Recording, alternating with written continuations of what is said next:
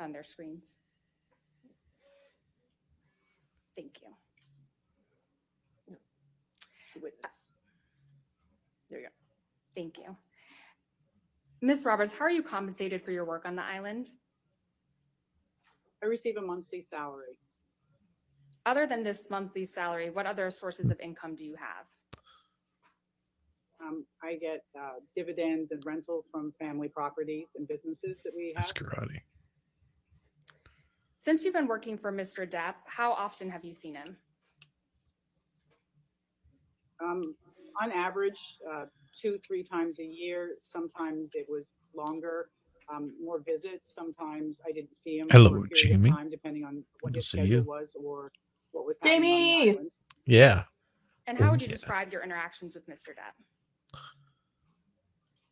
The island was a very family atmosphere, dinners together. It was very social, funny, humorous, very kind with all of us, and very outgoing. Enjoyed working with him and for him. When you first started working on Mr. Depp's island, who would come down to the island? At the beginning, it was Vanessa and the children. Objection. When he started dating Relevance. Amber. All right, hold on a minute, ma'am. The objection. Relevance. How It goes it's very to, relevant. Just Miss Roberts' knowledge of who came down to the island. With We Mr. can Depp. move forward. Next question. Okay. Oh yeah.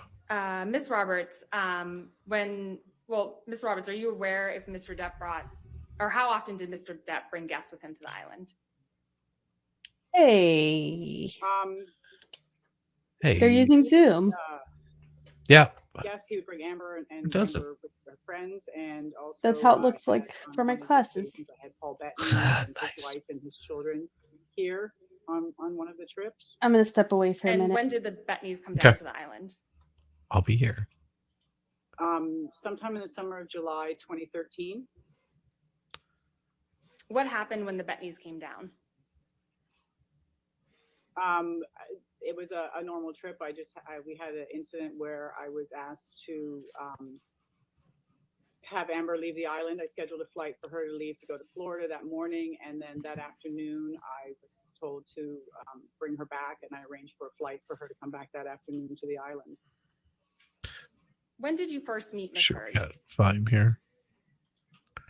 I believe it was shortly after they started There we go. dating. What was your impression of Miss Heard when you first met her?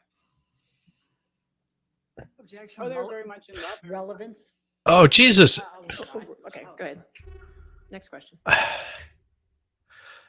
It's like Elaine, if you're gonna object earlier, you old bag of rocks. Go ahead. I think Ms. Berthoff withdrew her objection. Yes, go ahead. Okay, so Ms. Roberts, you can answer. What was Like, I think Elaine doesn't know when to object. I honestly don't think. your impression of Miss Heard when you first met her? Oh, they were very nice. A couple Yeah. in love.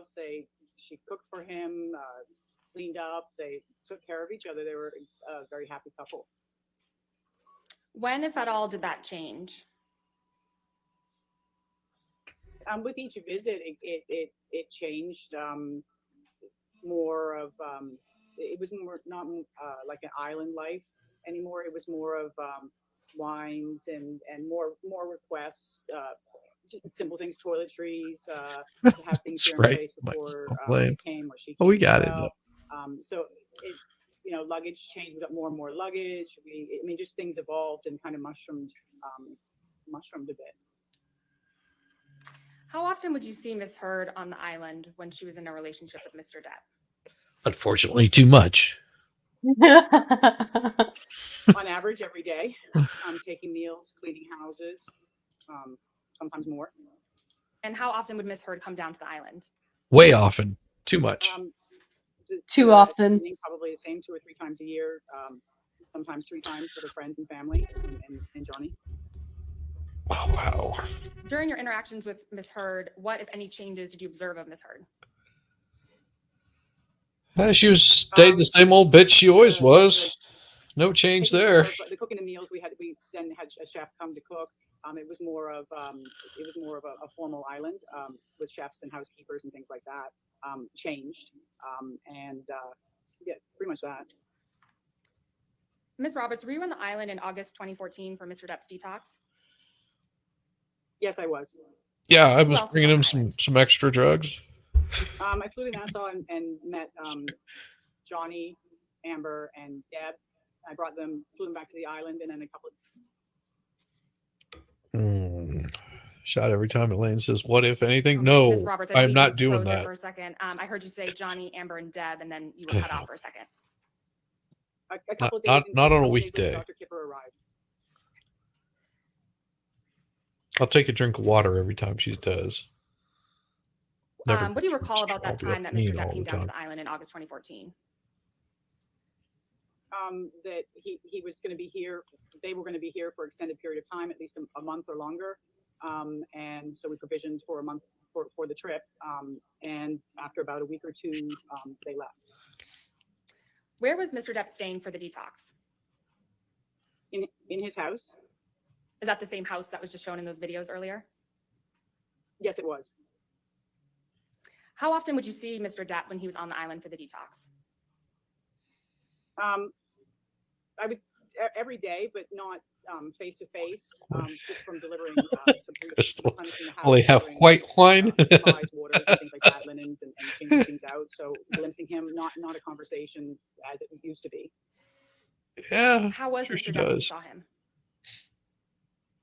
He was always asleep on the couch. If you're detoxing, why would you be up and about? While Ms. Heard was on the island for the detox, what, if any, injuries did you observe on Ms. Heard? I didn't see anything. After Mr. Depp and Ms. Heard left the island, what happened next? We would go into the house and break it down, empty out the refrigerators, change the linens, collect the laundry, straighten the house back up again. After they left, what, if any, property damage did you observe? There wasn't any. Yeah. Ms. Roberts, to what extent were you involved in Mr. Depp and Mrs. Heard's wedding in February 2015 on the island? Pretty much all aspects of it, logistics, work permits, getting things set up onto the island, to the island, staff, provisions, building of the tents and organizing transportation of guests to and from the island. When did you first hear that Mr. Depp and Ms. Heard were getting married on the island? Objection calls for hearsay and relevance. What's the relevance? When she heard? I can move on. Okay, next question. Yeah. What communications, if any, did you have with Ms. Heard about the wedding? We were given information on a schedule to better help me schedule and the provisioning of what would be on the island, beverages and food and things like that. We were given a schedule for daily things were going to happen each day, what time foods were, when people were coming in, how many people would be at meals, just so I had a better idea of planning of what was happening. It was detailed. It was what was happening each day and then it was the rehearsal night, and there would be, we had scheduled, like, it would be dinner, dancing, drugs, music, and then the wedding. Dinner, dancing, drugs, and music. Wait, did I just hear that right? Yep. I'm pretty sure I just specific on time, privacy. I love it. Important. Let me do that. Night, and there would be, we had scheduled, like, it would be dinner, dancing, drugs, music, and then Okay, I did hear it. Dinner, dancing, drugs, You music. heard it correctly. Exactly. So is this where you get your weed? Or do you drink your white wine? Wine. the wedding. We were very conscious about doing the wedding. The next day, we were doing the wedding, the ceremony, and we were specific on time. Privacy was very important. We were very careful of people taking pictures. I think everybody was given disposable cameras and asked not to take pictures. I was concerned about that also, but we were doing the ceremony at sunset, so there really wouldn't be issue with paparazzi people and things like that. And So they had disposable cameras. If I would have been there, oh yeah, there would have been pictures of my balls on every single one of those that I could get my hands on. I had a friend that would do that. A joke not. He would, because they would do those at this point in time, like in the mid double aughts. they would have little disposable cameras at weddings and stuff, and then you can take those disposable cameras, put them like in a bag, and send them to, Walgreens or whoever is going to like do your film developing. They'll bust the things open, they get the film out and they put all the pictures together. And he would find as many disposable cameras that he could, and he would go in the bathroom and he would like take pictures of his of his of his balls on each one of them, and then go back and set them on the table. So, like it wouldn't even be like the last picture that was taken. It might like be in the middle of the roll or something like that.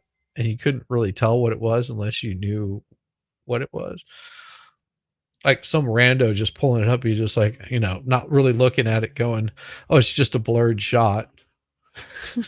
But he was just like, yeah. So we're at a party. Yeah, see? I used to do that. Exactly. Shortly when the ceremony was about to happen, it actually happened earlier. I mean, think about this. If you're at a, oh, you could do that too, Jessica. Don't you have like a wedding coming up?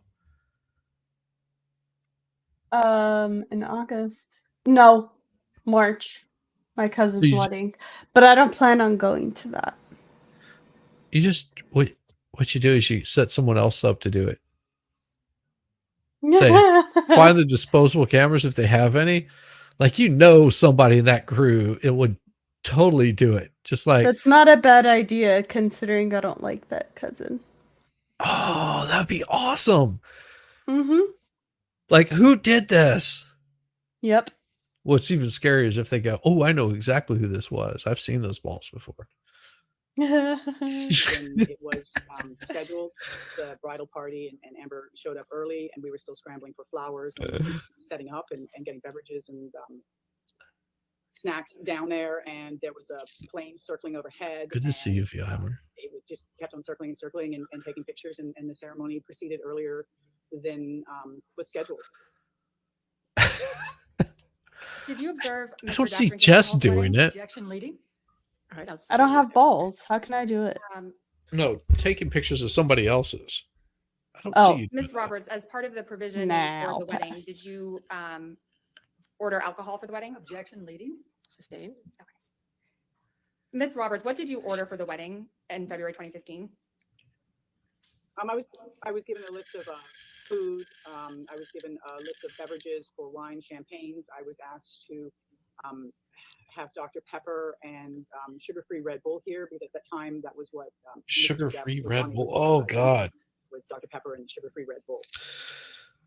Oh no, thank you. Did you observe Ms. Heard drinking alcohol at the wedding? Objection leading. Sustained. Who did you observe drinking alcohol at the wedding? Everyone. Pretty much everybody was drinking and doing shots and celebrating. It was a party. Oh, read a fucking clue, lady. Ms. Roberts, I'd like to discuss with Be you more when specific. Mr. Depp and Ms. Heard were on the island in December 2015. Who came down to the island with them? I flew to Nassau to meet them, which is what I normally do. I meet himself, Johnny, and whoever comes to the island. I fly to Nassau to meet them just to make sure that the transition is smooth with customs and immigration. Yeah, To Nassau, transitions and then, should always Johnny be and Amber's smooth. Children and a friend of the children, and load the luggage onto the caravan plane, and we boarded the plane and came to the island. And a couple days into the trip, Alice and Greg and Alice's 3 children and a nanny came to the island as well. Who are Alice and Greg? Alice is a clothes designer, and Greg was her partner, and I believe he's a photographer. When did you first interact with Ms. Heard when she came to the island in December 2015? At the airport when I flew to Nassau to meet everybody. Usually when they come down off the plane, there's hugs and kisses and chatting for a couple minutes while the luggage is transferred. But are they? How close were you are to they- Ms. Heard? Are they really? Are they really hugs and kisses and Close, chatting? hug, kiss. How are you? Talk. Same with everybody. So face to face, cheek to cheek. What, if any, makeup did you observe We're Ms. Heard wearing when dancing. you first interacted with her? Face to face. I don't recall Cheek to if cheek. she was or was not wearing makeup. She Butt cheek to butt cheek? makeup. It was What? very natural. It could be. I don't think Could often be. she wore makeup on the island. I don't recall her wearing makeup. Pin the message. There we go. What, Thank if you, any, Riley. injuries did you notice on Miss Heard? Well, didn't she notice was any. wearing she had a pair of balls hanging from her Ms. Roberts, you chin. mentioned that Gregory, a photographer, came to the island during that time. How often did you observe Gregory on the island? I interacted every day because The meals rebel went with down no clue. and changing the sheets and cleaning the room. So I see everybody every day there. And when you saw him, what was he doing? No bus. No They were bus. doing. There was a photo shoot on the island. Amber was wearing the clothes. Amber was wearing Alice's clothes, and they were doing a photo shoot on the beach. And Greg was taking pictures. What, if anything, do you remember about that particular time that Mr. Depp and Miss Heard came down to the island? There was a incident between Johnny and Amber here during that trip. Okay, can you please describe that incident? On the evening, we kind of called it a night. Dinner was finished. We wrapped everything up down here, the staff area in the kitchen. Myself and CJ came to the office later on that evening, and Johnny was in the office up here. And he was agitated, kind of walking back and forth. I'd asked him if he needed anything because I wasn't sure if he was up here to get something or was looking for something, which wouldn't be unusual for people to come up here. So he was here, talked for a couple minutes, the three of us, and a couple minutes later, Amber came into the office and the three of us were in the office, and Amber came in, and she was asking him to tell him to come back to the house. Please come back. I'm sorry, come back. And he stood here, reluctant to go, didn't want to go. And a little exchange back and forth. He left the office and got into his vehicle and started it up. And Amber went outside and stood in front of the vehicle, so that didn't drive away. Amber was standing in front of it.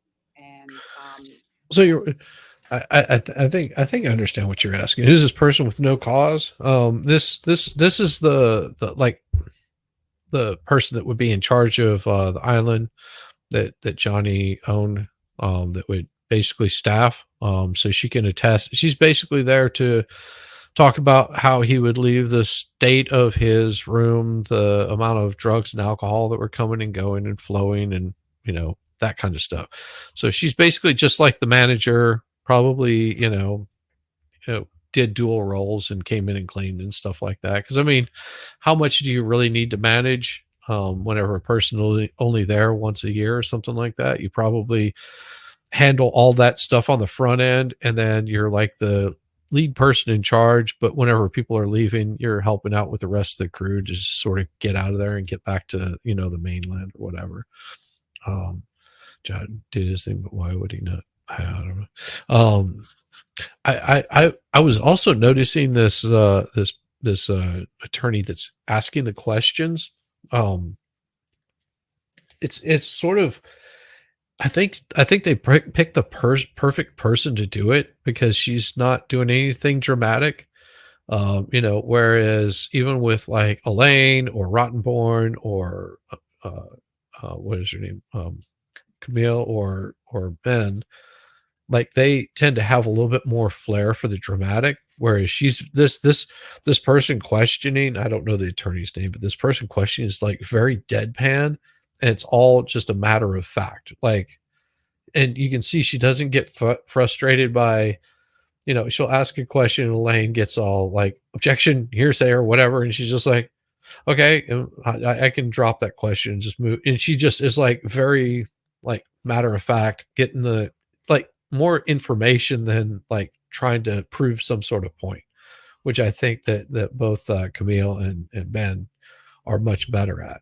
Like the rest of the staff that's on the back row, they seem more just like facts, like just bringing in those like very particular things that just have to be brought in.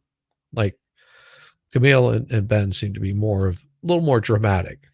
Like I wouldn't be surprised if Ben took some acting classes.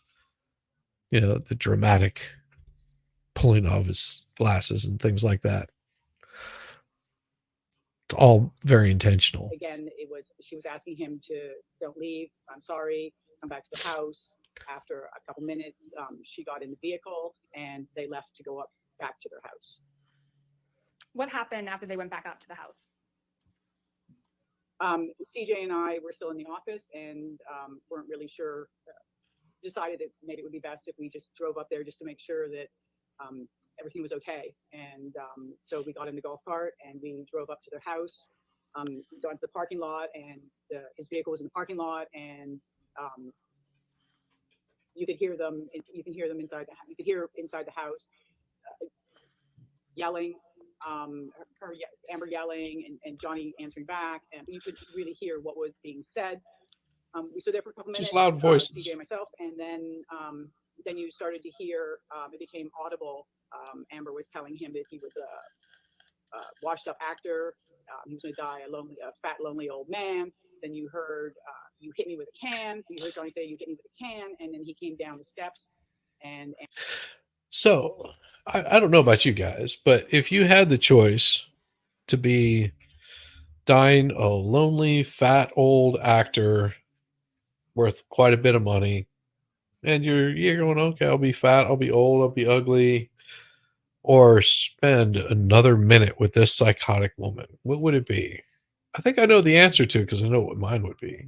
I would rather die old and fat.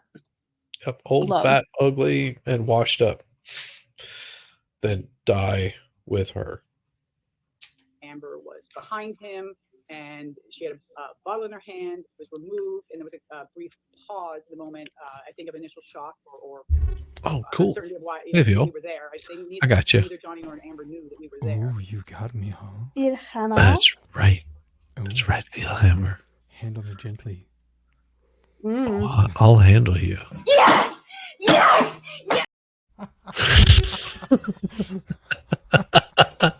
I love when you guys talk like that. I Really know. sexy. Just like it gets you just so into it. You're like, yeah, like So sexy. just so sexy.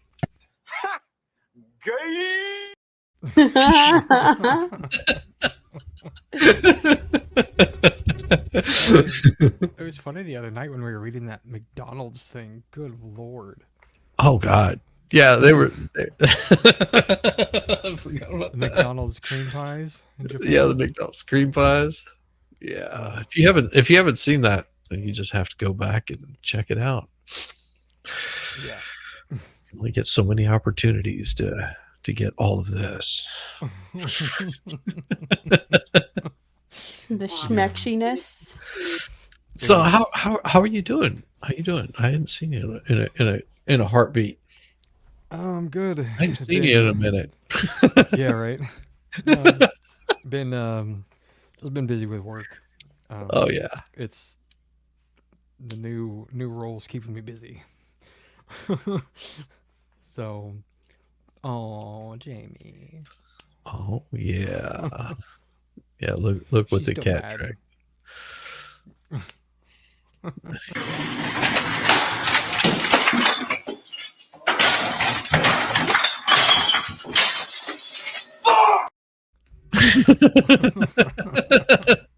I was like, that has to be T-Rex, right? Oh, that is that. No, T-Rex is more like this. Hello guys, it's Jovan, and you know what time it is? Discord time! Discord time. Discord time. That's Oh, I love it. Is that better, Rabbit? Yeah, that's better. Yeah. And this is whenever Jamie shows up.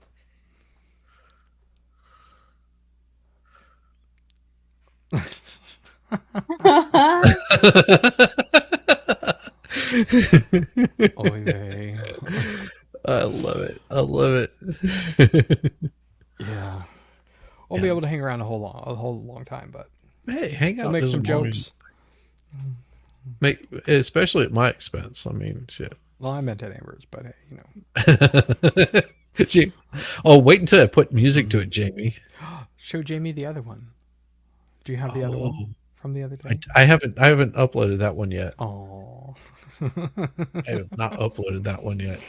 Oh, see that was if I can- great. Oh God, that is. I'm gonna get her like wetting herself. It's so funny.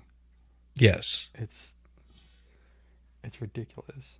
Okay, Jamie. This one, Jamie, is special. It's special for you.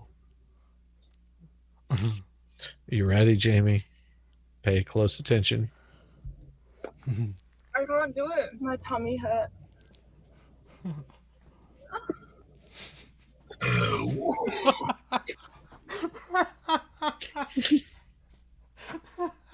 That's the other one. That one's for you, Jamie.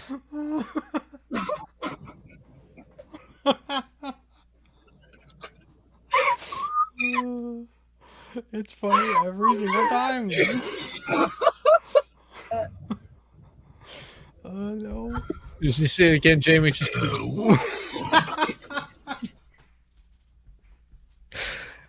I do it just to get Veal because it makes him cry. It does.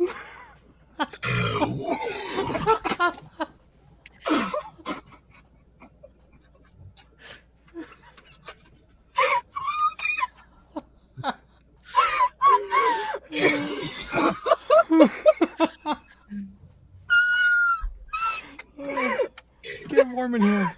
Oh. Oh my. Oh my. I don't know why it's so funny, but it's just the noise that comes out of that girl is just so funny. It's like, I love how much Vealhammer loves it. It makes you laugh, yes. Because he giggles like a little girl every time I play it. It's because it's funny. I recall the first time that I saw that. I literally thought I was going to die. I could not breathe. Like, I could not catch my breath because I just was laughing so hard. I just could not catch my breath. I literally thought I was going to die laughing. I mean, it would have been a hell of a way to go, but still. It's just like... Yes, getting him to laugh is hilarious. Well, never mind. I got you covered, Jamie. Just saying, I got you covered. Walked back to the John Deere, and she again walked. He was sitting in the seat. Amber came up to him and was asking him to come back in the house. That she was sorry. Please come back in the house. And he didn't come out of the seat, and she was hugging and kissing him, and I love you, I love you. She was telling him I loved you. He didn't react. Johnny sat there. Eventually got out of the John Deere. Says, "Welcome to my life, Vealhammer." I thought I was going to pass away from laughing before. Yeah. Come back to the house. It's not the first time, but that one just, that one gets me every yelling time. at him, and at that point Yep. I was between them and felt it was best, and I was getting worried about what was going to happen, and it was best that I remove him from the situation. And so CJ took Amber back to the house, and I walked Johnny over to the cafe, which was basically 30 seconds away from the house, because it was the only place I could take him to at the time. This is the island lady, right? Yeah, And Island you Lady. mentioned that Miss Heard was viciously trying to pull Mr. Depp back. Can you explain what you mean by that? It was like clawing, grabbing at his clothes, grabbing his hair, trying to pull him back, like angry, like leave him and come back. He couldn't leave in the vehicle because the keys had been taken out. So there was no way for Johnny to drive away. The only way was for him to walk away, and it wasn't a pleasant situation of wanting him to not leave, and angry and yelling and just yelling, come back, don't leave, and things like that. At any point, did Mr. Depp hit or touch Miss Heard? Objection leading. All right, same objection. Ms. Roberts, how did Mr. Depp react to Miss Heard viciously grabbing him? He didn't. He stood there with his arms by his side, and he didn't do anything. Ms. Roberts, when you were back in the cafe with Mr. Depp, what happened next? I was concerned because I had heard him say that he'd gone. Objection to her being concerned. Because that's not I'll responsive sustain as to concerned. All right. Okay, Ms. Roberts, without testifying as how you felt, what did you observe when you went back to the cafe with Mr. Depp? when we went back to the Eject cafe, he these had nuts, a mark Elaine. across the bridge of his nose. Oh, she would never got object to ice those. To put on his on it so that Dragon? it wouldn't swell. Just make sure that it wasn't bleeding. He walked over to the Sure love they seat in the do. cafe and he laid down and Dragging went to these sleep. nuts. And CJ came back over and I asked CJ to stay there for the remainder Yeah. of the evening, for the remainder of the morning. Yep. I'm sure there was a lot of that and going I left on. CJ inside the cafe and I left Johnny on the couch. When did you next see Miss Heard? That morning, I saw her that morning. How close were you to Miss Heard when you interacted with her the next morning? Sie Fräulein. In a feet away.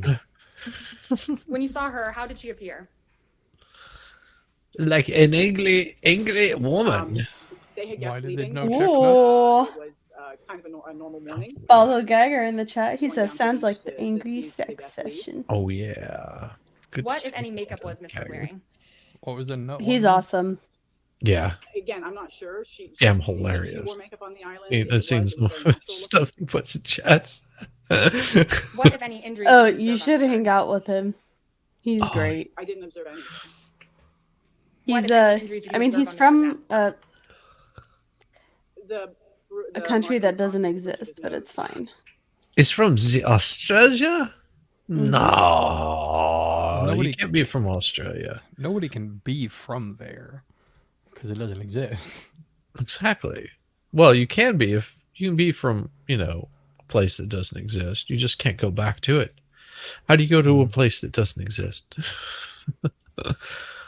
Damn, Kaka, I've not seen that name in some time. Well, that's because your mouth has been full. They have drugs for that. Just saying. Yeah. Oh, sorry. After I'm kidding, next when did Miss over. Heard I'm and Mr. Depp kidding. leave the I island? know everything goes just totally degenerate when I I believe show they up. left I that know. afternoon. Exactly. It's all your And fault. I believe they left that afternoon. Yeah. Speaking After of It was- Miss Heard and Mr. Depp like- left the island, what did you do? I am now hunting for a new case Our that usual, happened we go 5 into the years ago. buildings And we break them down. We empty. Wait, what Oh. case are you hunting for? I'm hunting for this case because it may be the greatest case ever, and it is something that if I can find it, or my buddy can find it, if he can find it, which he'll probably find it first, I'm sure we'll do it on his thing. But if I can find this, I What are you might gonna? actually You said you're gonna live do stream it on this. his thing. No, Why like on do you his do it stream. He would live. Oh, stream on it. his stream. Oh, okay. Yes. I was like, So if it's like if I that. can- That's paying it forward there, right there, brother. You're so gonna the do it guy, on his thing. I can't remember what his name is. Crap. But you're gonna do it on his thing. I get. Richard Patterson, and it's awesome that his name is Richard because that's Dick. Because this guy claimed that his member is so big that the lady that he killed allegedly choked on it during oral sex. Oh, I've heard of that case. Oh, It's that's- right up my alley. Oh, That's fantastic. I've And- heard of that case. Yes. I discovered this literally today, and I was like, the puns are just writing themselves. I heard he got off. Yes. I don't know. I think the jury might have not been stacked enough. There's so many puns. It's just amazing. I don't know. And- All I can say is just don't go balls deep on it. Well, sounds like she did. But yes. Anyway. Total derailment, sorry. Oh, You are good old fine. Dick It Patterson. just it made me think, yeah, Jamie knows me. know him, Jamie? Dick. You know him, Jamie? I mean, did he get off? No, he did. Like he was acquitted. The jury acquitted him. Mainly because they couldn't there was an argument that they wanted to show him his penis, the jury. So they could know if she could choke on it or not. This was a legal argument in front of a judge. I'm not kidding. I saw part of it today.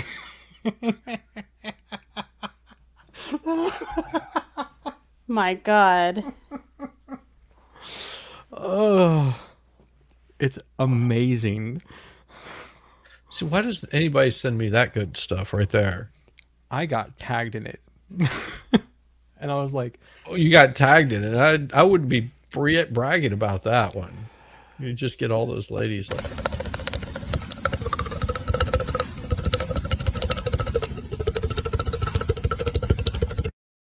well, it was a lady who tagged me in it. oh, did she? So, yeah. Anywho, old Dick Patterson. Old Dick Patterson. The chip, the whole chip, and nothing but the tip. Experts just like, what the fuck? The greatest thing ever. Oh, you brought him up on the expert and watched the argument. The penis argument? Yeah. Oh my god. Yeah, well, it's the best part is the dude's like 80 during the trial. Like, oh really? oh yeah. And it's like, I kind of want to see this 85-year-old or whatever year old dude just You whip want it to out. see you want to see an 85-year-old dick? I mean, if he's hung like he says he's hung, I mean, come on, let's show the proof. I want to know if he choked it. I want to know if the story about blowjob Betty is true. Did he bust a nut and straight kill the bitch? So, was she old as him, or was she older? Oh, I have no idea. Oh, I he's mean, in his mid-60s, whatever. so she could have been like. I mean, we're not talking like some young startlet. We're talking about someone that's Got probably some experience. Had a little bit of experience. What do you say? Checking the prostate kind of thing. Could be, yeah. She might have looked them up. She was actually decent for an older lady. Well, we're in the middle of one trial. We'll have to cover it. Maybe we'll cover it towards the end today. Cover it towards the end, huh, Shizzy? Yeah, Old we'll Dick? cover it You'll towards the cover it end. towards the end? We just want to see if everything measures up. That's all. Yeah. I mean, of course it could be a long story. It could be a short story. Soft. I don't know. Hard. I don't know. It might be like that fish story. Just his daughter got involved, though. Why would his daughter be doing that to her dad? I don't know. Oh, wait, I that's know weird. she testified. What the fuck? Oh, I mean, that just took a total different turn. I was not expecting like the I don't daughter. know if she testified about his dong or not, but I know there was at least text involved. But I am kind of curious. This is my daddy's peen. Why Yes. are you looking at your daddy's peen? I'm intrigued. Oh, he was 64 and she was 60. She's gonna die anyway. Might as well die with a mouthful. Well, she did, allegedly. Murder suspect who used big penis defense found not guilty. Yeah. Yes. I mean, how do you defend against that? I don't know. Just whip it out. Let's see. You close your mouth. I don't know. I don't know. Don't swallow the whole thing. There is a thing called teeth, ladies, and it will back a guy off really. Yeah, but you don't want to use your teeth when you're doing that. That's gonna hurt. If he's gonna kill you. It was 5 years ago, ex-Comer. Like if you start losing consciousness, just bite down, ladies. Just bite down. Okay, yeah, that. You start feeling like this guy's got a hold of me. He's hurt me in such a way, and I can't breathe, and I can't say the safe word, which is stop.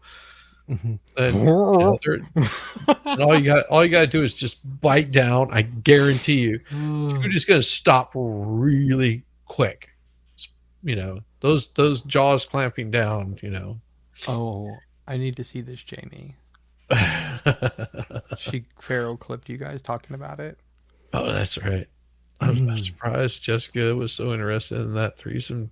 Just as a freaky side. Who's covering this case? Well, that was 5 years ago. Yeah, it was 5 years ago. It only came up because I found my niche, and my niche is things that are apparently sexual. Apparently. Oh. Like pansexual? No, just sexual. Oh. Ooh. So pans would be covered too. Veilhammer likes to get naughty.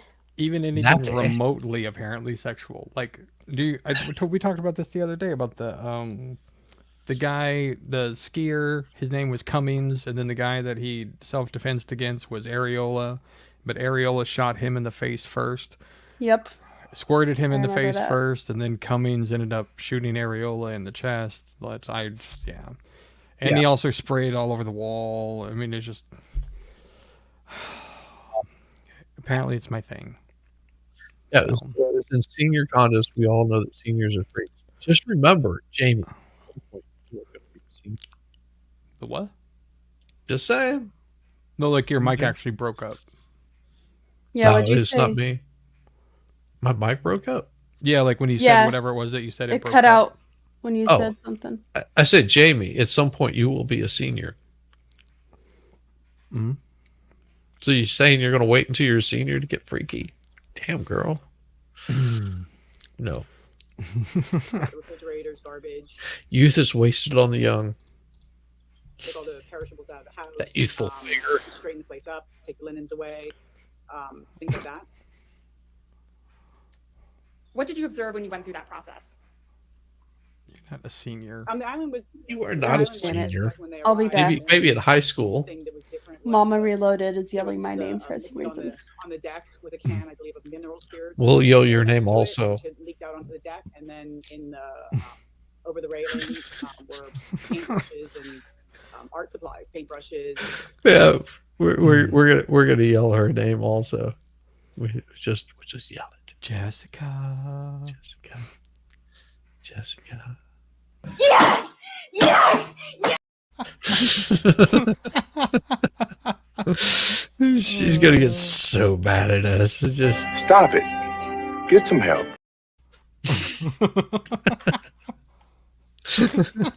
okay. Paint tubes, big jars of the paints are in, and those were all scattered in the floor. Ms. Roberts, when is the first time you provided testimony about this incident? Well, December 13th? Jamie, you are not a senior, but you might be a freak. Maybe. Jamie's like, damn it. 15? A senior in I'll adult do it for school. another case in May 2020. Ms. Roberts, how often have you seen Mr. Depp drink alcohol on the island? He goes through periods of time where he's been here and he doesn't drink, and it's non-alcoholic Bex or something like that. It varies. Sometimes he drinks when Never he's here, drink sometimes he doesn't. non-alcoholic Becks. How often have you seen Ms. Heard drink alcohol on the island? Whoa. What if I not? She drank wine. She drank wine with her drink was So let me give you an idea. Non-alcoholic Becks, if you want to know what it tastes like, get yourself some sparkling water and put baking soda in it. There you go. Non-alcoholic Becks. wine with dinner, maybe in the afternoon, but I know definitely with dinner. She's like, oops. Did you observe Ms. Heard drinking alcohol when Mr. Depp was not drinking I alcohol? found another She case. stayed. How often have you seen Mr. Depp drunk? Um, What is this? I would know he has a huge tolerance for alcohol. I haven't seen him passed out drunk or anything like that. So he drinks, but I haven't seen him passed out drunk. That's not true. Thank you, Ms. Roberts. I think we're good. All right, cross-examination. Thank you, Your Honor. Elaine. Ms. Roberts, the salary you receive for managing the Bahama Island is a Ew, Bex. God. She is so damn Jamie. horrible. Yeah, no. Really, Jamie? That's disappointing. No, she wants the non-alcoholic Becks. That's I said it. Just take some sparkling water, add baking soda to it. You only drink terrible White Claws. Oh. I actually legit didn't know that was until you guys explained it to me the other day. What? Somebody explained to me what a White Claw was the other day. I don't even know what a White Claw is. All I know is they sound like something from like the 80s that was like a complete girly drink. It sounds like a bubbly water wine cooler is what it A sounds like to Zima. me. That's what they were. Zimas. Mm. That's what I think. I think of Zimas. Every time someone says White Claw, that's what I think of. I never drank one, but all the girls would drink them. oh, it keeps my figure. Like, you're not, it's not going to help you. Keep my fingers where they should be. Approximately $10,000 a month, correct? Correct. Okay. And so that comes out to $120,000 a year. As soon as Jess gets back, I'll share Correct. something. Okay. It's pretty cool. And you've been receiving that salary for many years, correct? With a drop of Right. In flavor. fact, I think you got With a it drop raised of to flavor. $10,010 in 2018. Do you remember that? Bitch piss. No, I don't know the exact number, but I know I got that. I love it. And that's in addition to Ah, the that- expenses, correct? That right The there. expenses. That right there deserves it. Oh my God. That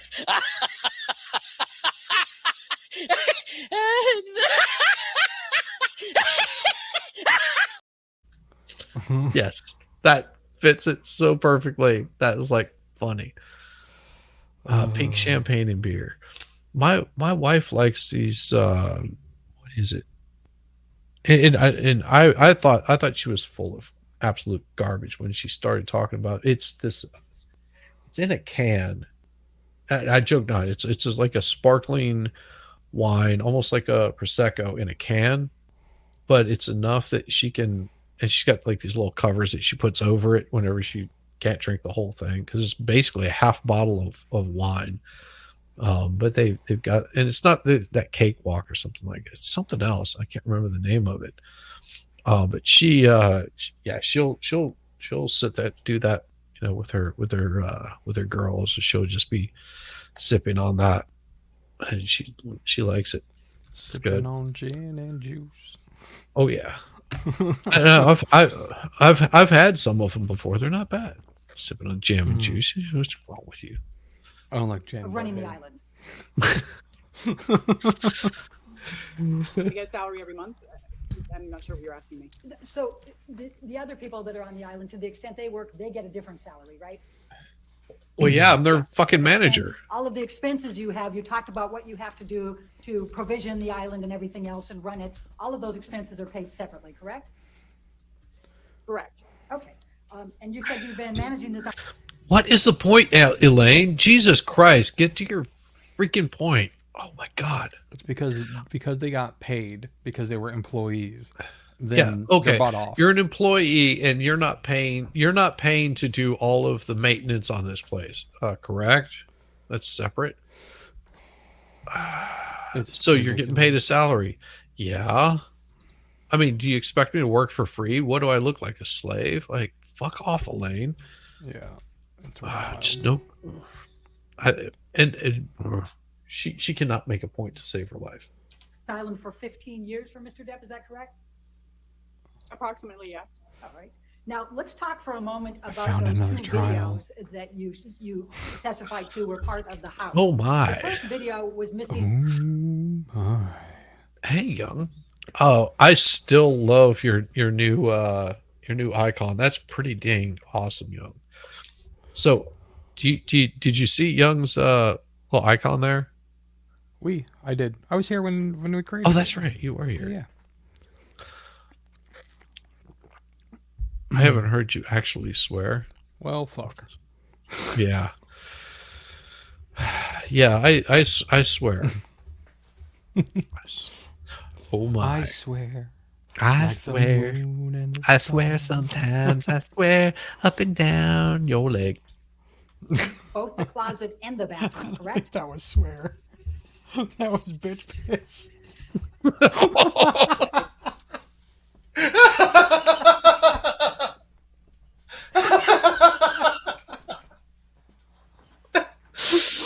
That wasn't a swear. That was bitch piss. You're wrong, Bill. You're so bad. Bastard. I don't remember. I'd have to look at it again. All right. And the There second. was sorry, go ahead. Go ahead. I'm sorry. You didn't come through. Go ahead. No, I'm sorry. I think in the first video, the beads were the closet, and then there was a bathroom next to the closet. Okay, that was the that was the second video. Oh. Do you know who? Sorry. Do you know who took those videos? Oh, I did. Okay. When did you take those videos? Oh, it would have to be. By the moon and the stars and the I'm not sky. sure. A couple years ago, maybe longer. That's what I started to, I'm and not then you sure. mentioned legs or Okay. something. I Did don't you know. take those videos Yeah. for the UK trial? I don't recall if it was. Well, awesome, Daniel. Wow, you guys are just rolling in. Ooh.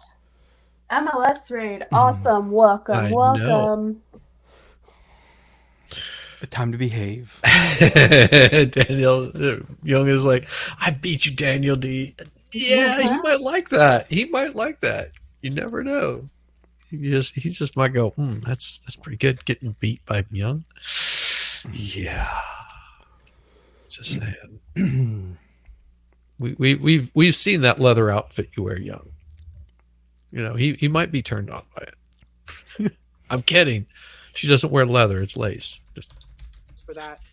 Is there a reason Ooh. that the closet and I'll take it. I'll take the beating. It's okay. It's okay. Don't mind. the bathroom were left out of the first video? What's Hey, up? MLS, what is up, brother? Good to see you. Hey. If he wants to stop by, he can. Yeah, absolutely. Did you drop him a link? Doing it right meow. Excellent. You know. I got the giggles tonight, and it's not funny. You really got the giggle. You do Well, have giggles tonight. No, I know what you're gonna do. I will say, hearing you giggle is great. I know what you're doing, You need- Shizzy. Yep, it's gonna happen.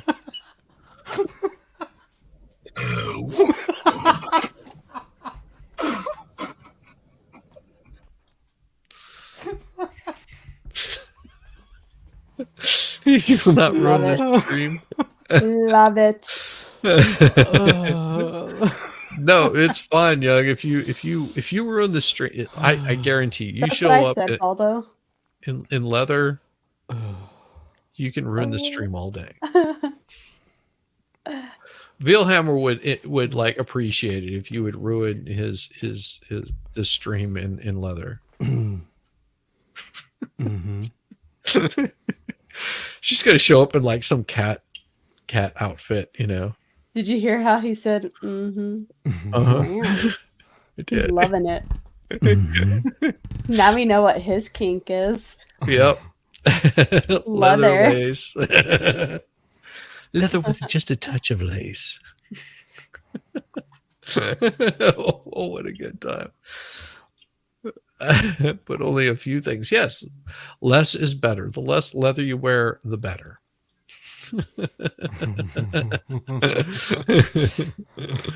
I stood in the house and did a circle around of the house. Who asked you to make that video? World Star? I'm not sure.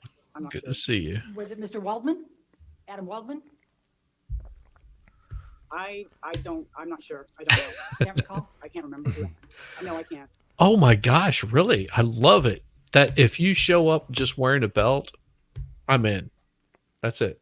I'm like, I will focus completely on you just wearing a belt. That's it. Just a belt. If you're wearing anything more than that, I would be disappointed. But you have to be at least wearing a belt. Oh yeah, you stepped in it. Okay, back to the trial. Gotcha, girl. Okay. Now the second video, that shows the closet. Oh And then there's my. a door. Would you agree that door opens up into a bathroom? Next to the closet, yes. Okay. And we don't have a video of the bathroom, correct? I don't believe there was a video of the bathroom. And no one. Jeez, Elaine, really, you want to have a video of the bathroom? This witness had a job on a private island and Heard ruined it. Well, yeah, because that's what bitches be doing. Yeah. I know why he's laughing. That's what makes it a million times better. Oh, it's so beautiful. guys are awful. Someone asked you to make a video of the bathroom, correct? Objection, relevance. I agree. Oh. Bitches be crazy. Should be great. Correct? Oh, sorry. I'm Oh, not sure if anybody. I'm sorry. You were asking a question. Your idiotsness. Oh, yeah. He asked me to. I don't believe I videotaped the bathroom. And my question was, and no one asked you to videotape the bathroom. No, why would I videotape the bathroom? There was a grumpy in the toilet. We know where that came from.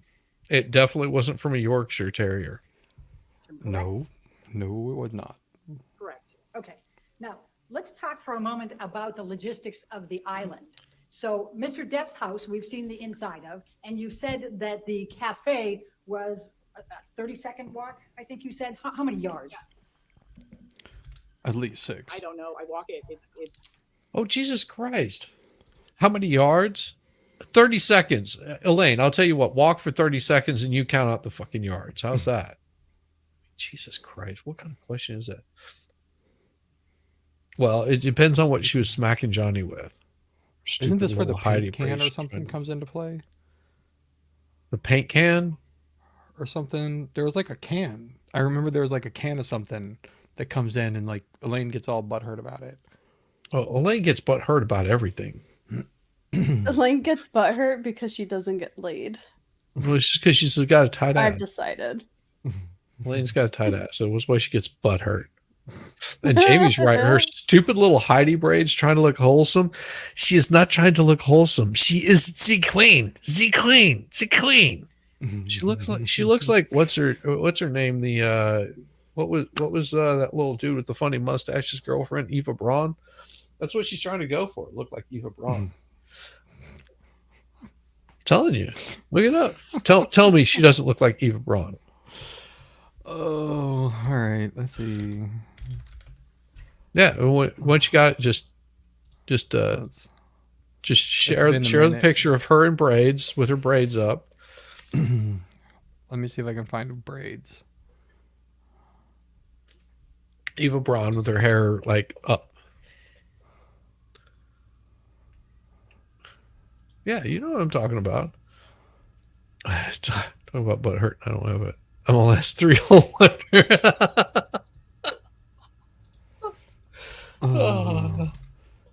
I can't find braids. Well, just pull up a picture of Eva Braun. Braun. Yeah. Eva Braun. My name is Eva Braun. Well, she'd be more like, my name is Eva Braun. Yeah. Just outside his house through the parking lot and walk away to the cafe. Okay. Wait, you don't understand the term butt hurt, where this come from? I could show you if you like. Okay, and the cafe is where Mr. Depp would regularly have his meals, correct? Correct. All the guests would have their meals there. Okay, including Mr. Depp and. Well, yes, because why? No, he has all his meals. We bring it to him in his room. Where, oh, Jesus Christ, Elaine, you're an idiot. Has heard if she was there and their children, correct? Can I just? That's what I need. I just need a little thing on my sound bar that says, Elaine, you're an idiot. Correct. Okay, and then you could make one. And then you were. Yeah, I'm slow. That's true. Yeah, I'm slow like that. Located on the other side of the island, correct? That's where you stay? Or I stay in the middle of the island, yes. Okay. How far away is that from the cafe and the house? Objection, compound. I'll sustain the objection. How far away is it from the house? Where I stay? Yes. I would object again and say asked and answered. Probably a 3-minute golf cart ride.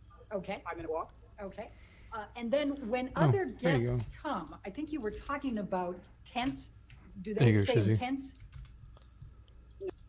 All right. Share. It's a whole page full of them. Well, share. Oh, I dropped it in the private chat. No, share it on just share your screen. I don't think I have my browser to do that. What, you don't have StreamYard? open? I do, but like I have restricted stuff on my browsers. Oh, okay. And this one I Oh. can't share on this one. Yeah.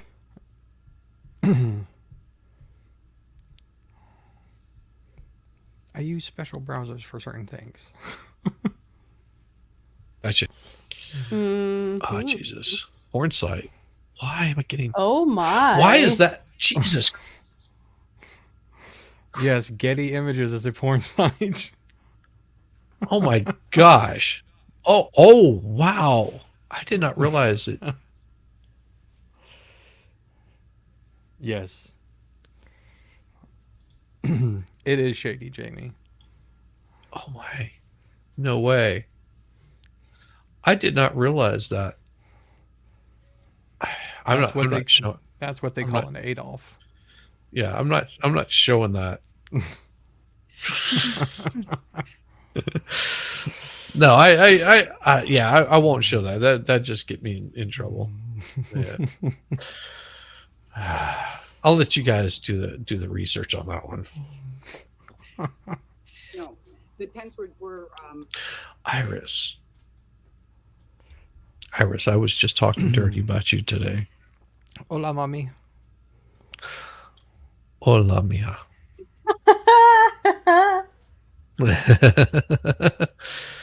I see you. Did you see Baldo's comment though? Oh no. Mm-hmm. He said, I have seen many videos where the ladies get butthurt. Can't say that I have ever finished any of those videos. I told you. There's a reason why I love this guy. Okay. Oh, thank you.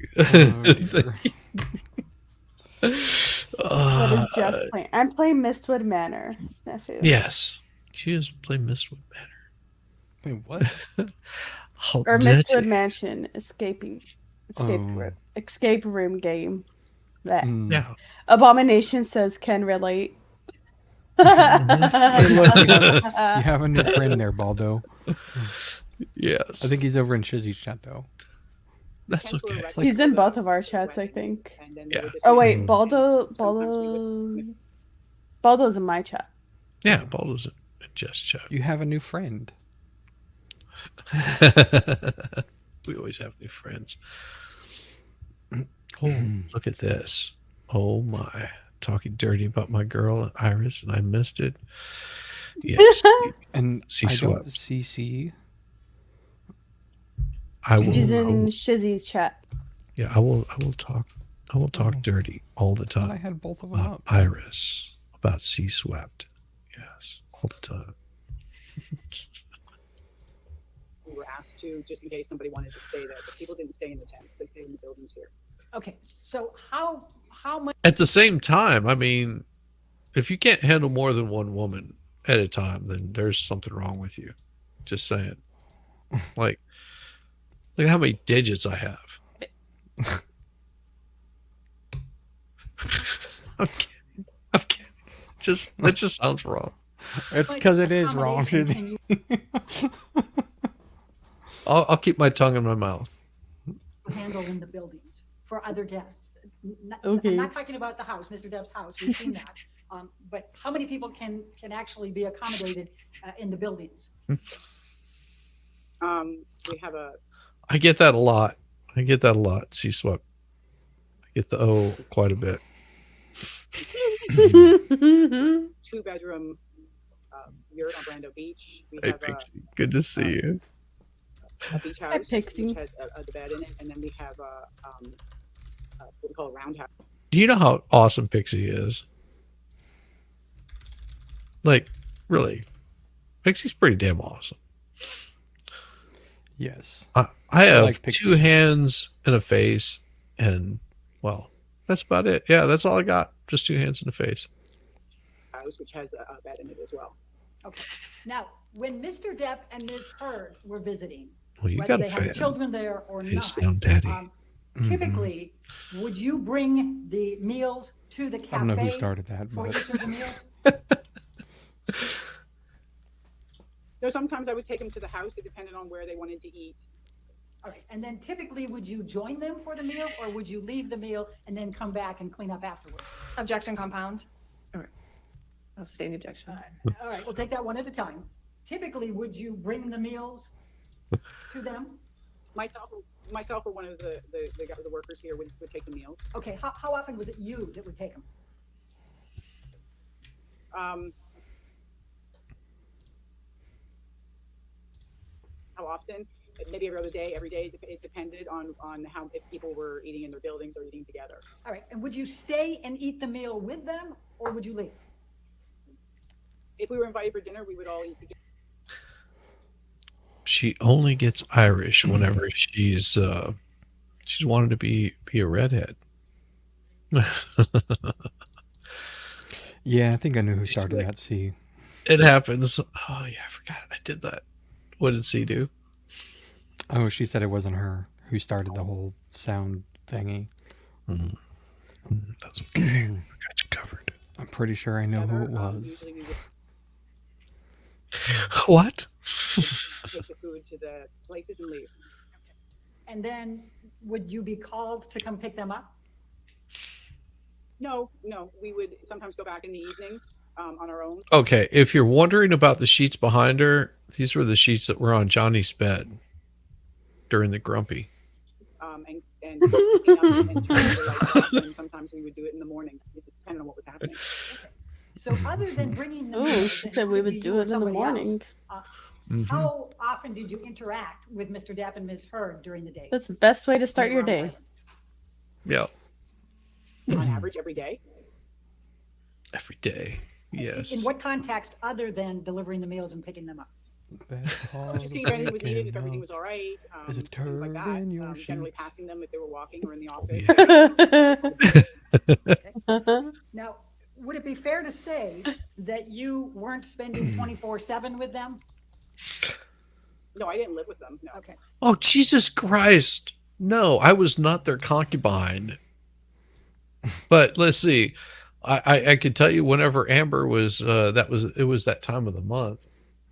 And then whenever they asked the follow-up question, you go, because it was all the damn time. She was always on the rag. Well, if she was always a bitch, yeah, I'd that's what I'm assume it saying. was really hard to tell.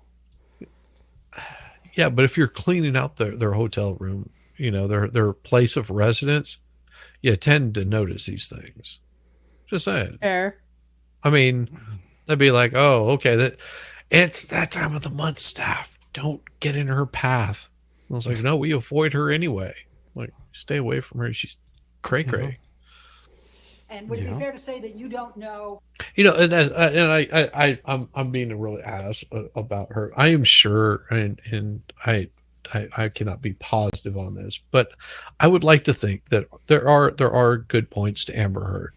This is not putting her in the best light because she seems like a very self-absorbed bitch.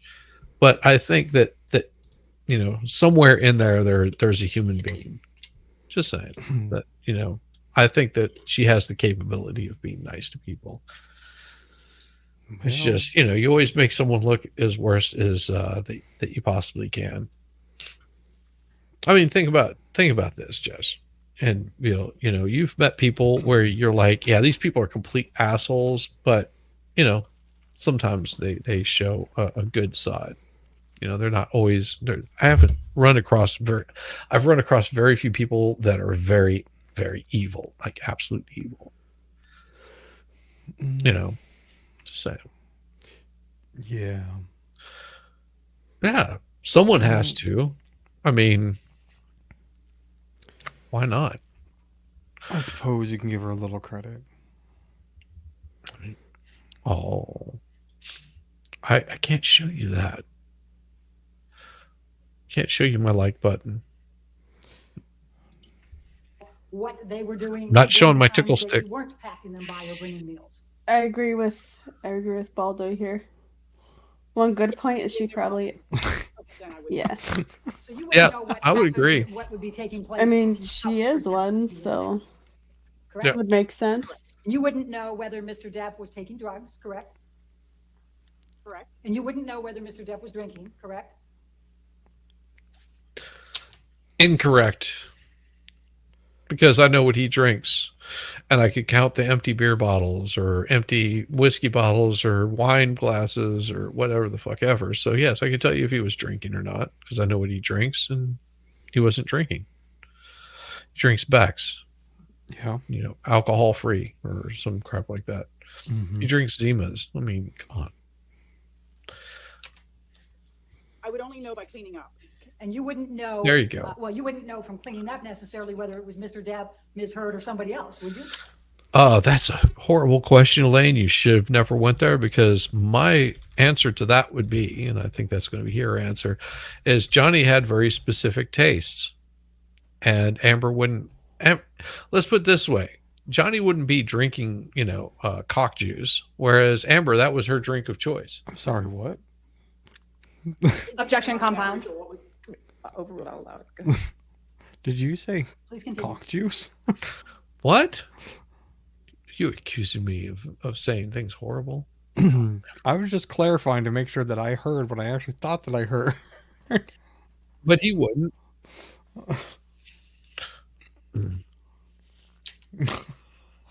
She would.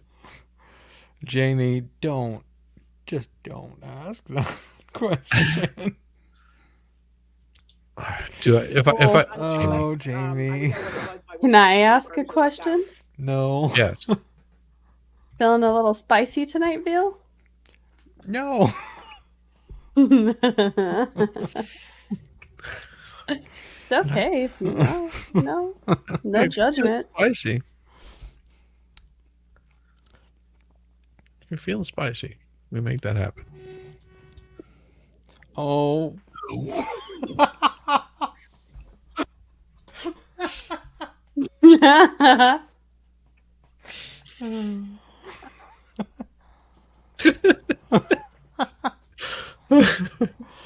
Yeah, full of protein. Ooh. Oh my. Yeah. Oh, gross. It's like I've heard it described as like eating raw oysters. But hey, I don't know, because I have no comparison to that. And I don't like raw oysters, so Y'all killing me. I like raw. Sound Daddy is always spicy. Oh. Hey, we can try that out. We can try that out. Supposedly helps. Oh. I am not reading that. Oh. Yeah, facial, yep. Yeah. Oh. Keeps you fuller longer. There you go. I mean, you'll never starve out in the wild, that's for sure. And I know the ladies like the wild men. Who consumed or what was consumed, I would be able to know. They're talking You about wouldn't consuming. know what arguments So funny. there were taking place in that house behind closed doors, right? Correct. And you wouldn't know whether there was any kind of physical abuse that was taking place behind those closed doors, correct? Yeah. I wouldn't know. Correct. Now, let me just take you for a moment to the December 2000. Rotate 180. Frame. How much advance notice are you 2. typically Oh, given it's had a word in there. when Mr. Depp Where? and his entourage are going to arrive? See the and word how long they're going 2? to stay? Objection, compound. All right. Oh. 284. Now you see it? Yeah. 284. Good catch, because I was just fucking around.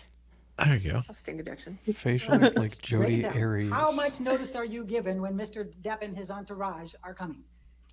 Well, we're Entourage. given enough time to get there and get shit set up for him. How's that, Elaine? How about you lose the fucking attitude? Sorry, I would be such a dick to her.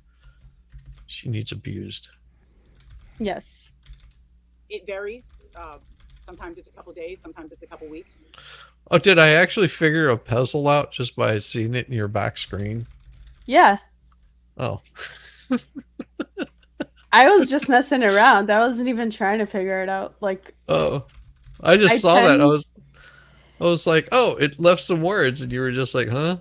Oh, dear. So, I don't know. I I that's bet That's where the ADHD comes in, where I just start fucking around in games and I lose my focus on what I was doing.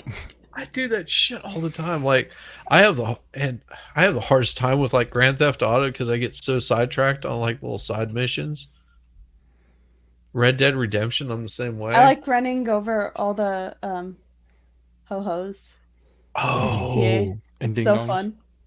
What was it? Grand Theft Auto. I think it was 3, where you could actually kill them. Yeah. And I was just like, really? This is a thing? I was like, well, that's Vice City. In Vice City, Yeah. you could. Oh my God, Vice City was so much fun. I used to just find like the little Vespas and try to make the jumps. Just because it looks so horrible. It's just so. Why? Baldo says she needs abuse. I volunteer as tribute. Yeah, I've heard what Baldo's into. No. He's into some kinky shit. Like all those. No judgment. No judgment. See, it had that special ingredient. Just a dab. And you guys are telling me that I'm the one who's spicy. Like, You want a hippopotamus? Perfectly fine over here. I mean, I'm not going to say that I'm like underendowed, but hippopotamus, I'm not. I can't compete with that. I've got nothing for you. I'm underqualified. Let's put it that way to be hippopotamus. Just saying. Notice were you given in December of 2015 to who would be coming for Christmas on the Bahama Island? Sure wasn't a hippopotamus. Sometime in November. Okay. For that trip. Bahama In Mama? November, how many people I were you didn't told start were coming anything. for Christmas on the island? I don't recall how many. I Hey, don't recall how many. Danielle. Good to see you, girl. Amber. Hi, Danielle. Lily Rose, Jack, and Lily Rose's boyfriend, wasn't it? Yes, it was. In fact, it was Amber's parents, correct? I believe so. And it was Rocky Pennington and Josh Drew, correct? I believe they were on the list. And Rocky Pennington's parents? Could been. Yes, I believe they were on the list. Do you recall them canceling? I didn't say anything. Objection, Jamie. hearsay. I recall. How is that hearsay? I'll overrule the objection. Go ahead. I recall there was a change to the guests. When did you learn of that?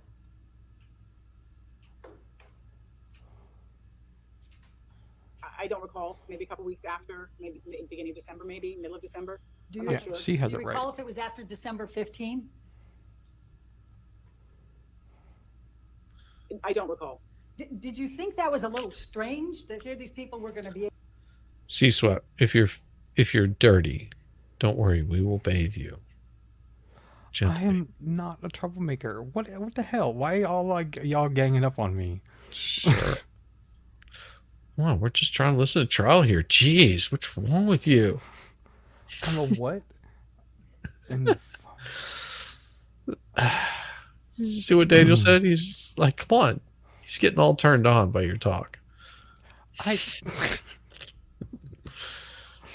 did nothing. Don't play that innocent card. I did nothing. Yeah, the lady, they're calling you out. They've got you. They got you. Don't you dare. Oh yeah, you did kind of kick my ass. And went with the W.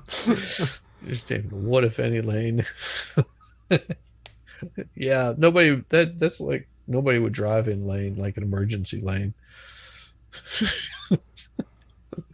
Can't talk shit, because I made a claim and then kicked this, but bad Depp game. Yeah, Love it. she I love did. it.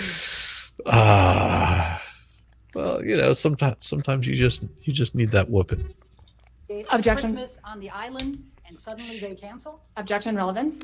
I think it's highly relevant. I'll sustain the objection. I don't give a shit if it is. What, if anything, were you told? about What if why anything? they canceled. Objection, hearsay. Oh, It's part of your bond admission. We've Well, laid you a don't know. foundation for that. Okay. Who told you that Amber's parents, her best friend and fiance, and her best friend's parents were Objection. suddenly canceling coming for Christmas on the island? Objection, compound. I'll allow that. Go ahead. Don't know who told me, but I did receive I did receive information that they weren't coming and somebody else was coming instead. And who was that somebody else coming instead?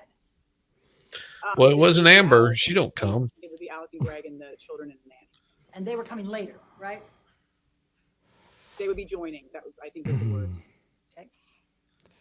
So on the December 5th, on the December trip, you testified about a few arguments between Amber and Johnny, right? Do you recall that testimony? Yes, I did. Okay. You weren't present when Johnny sustained the gash on his nose, correct? This was the paint can, right? I wasn't there. No.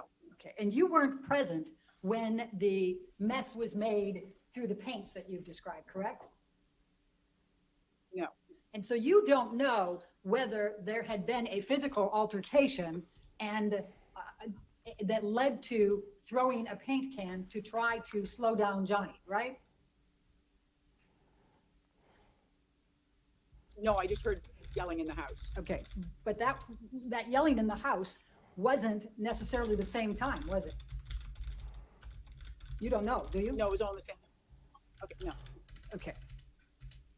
Now, let's talk about the summer of 2013.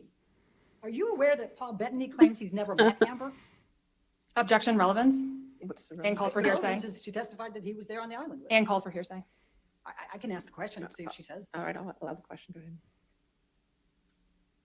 Can you repeat it?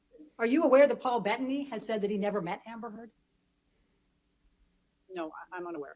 I Okay. don't know that. Well, let's stay on the summer of 2013 if we can. Do you have a recollection of Amber and Johnny, Lily Rose and Jack taking one final trip on the yacht that Johnny was going to be selling to J.K. Rowling? I don't know what year that was. I don't know what year that was, but I do remember the yacht being sold. If I tell you it was July of 2013, does that help refresh your recollection? Maybe. July 9? Yeah, All right. Oh, Now, yes. I know exactly what I said on July 9th of 2013. Can't remember what I said 5 minutes ago. Literally.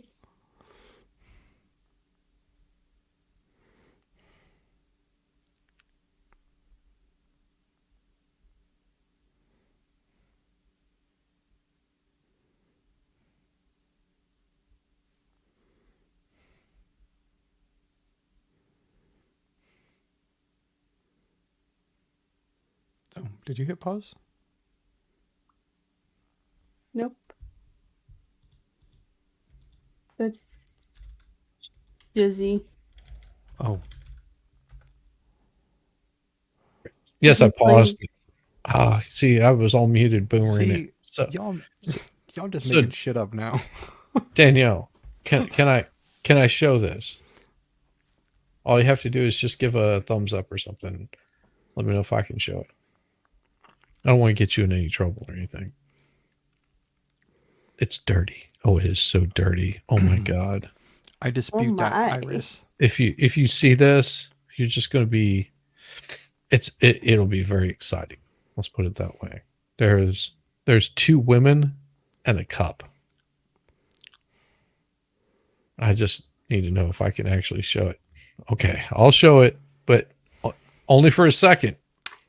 You guys be prepared. This is two women and a cup. Mm.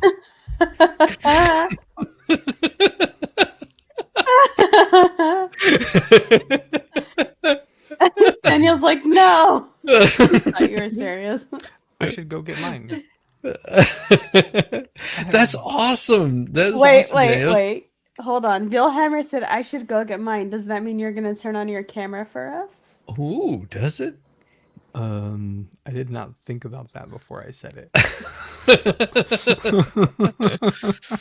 I mean, you could always just have the camera facing the cup.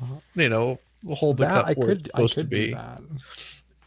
And once you get it in position, I'll bring up the screen. But until then, if you want to keep your face hidden, I'll let you show the cup. Well, It's the same as Danielle's. It's fine. There's no need. well, I have the white one too. Oh. Well, mine's okay. white. I have the white and the black one. Oh, you like the dark also? She had the black one in there.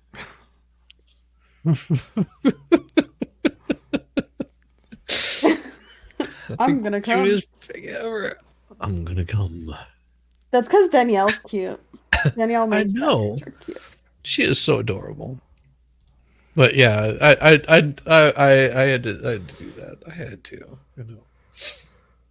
Abomination says not as good as thought provoking as that other video with the 2 women and a cup. I don't know. She looks very thoughtful there. Like she's considering. Like I'm drinking out of Jessica's head. I mean, where else? Where else could you get this kind of like talent?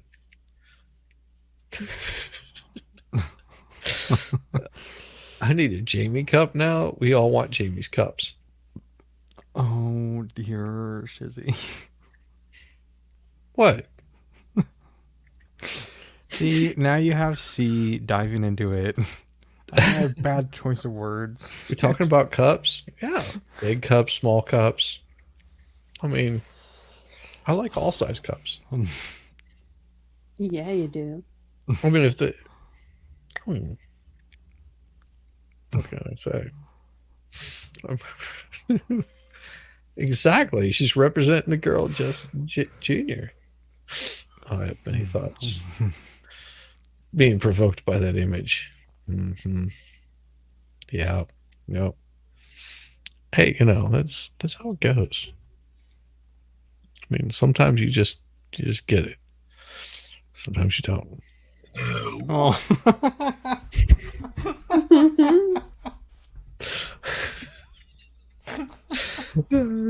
There you go. See, you guys could get 20% off by using the code Junior20. So you want to see where I'm at right now on my print? Show us. Okay. So the layout. There it is. That's where I'm at right now. I think I have completely derailed this stream. No. We have gotten through 10 minutes of trial since I've gotten here.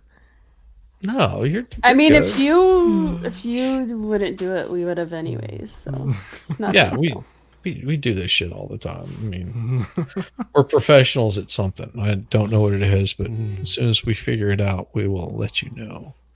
We're professionals at derailment. Exactly. We derail our own shit, and then we go and derail other people's shit because we're shits. Well, I guess it's good to know what you're good at. Oh yeah, I would drink out of Jamie's eyelash cup. No, I wouldn't.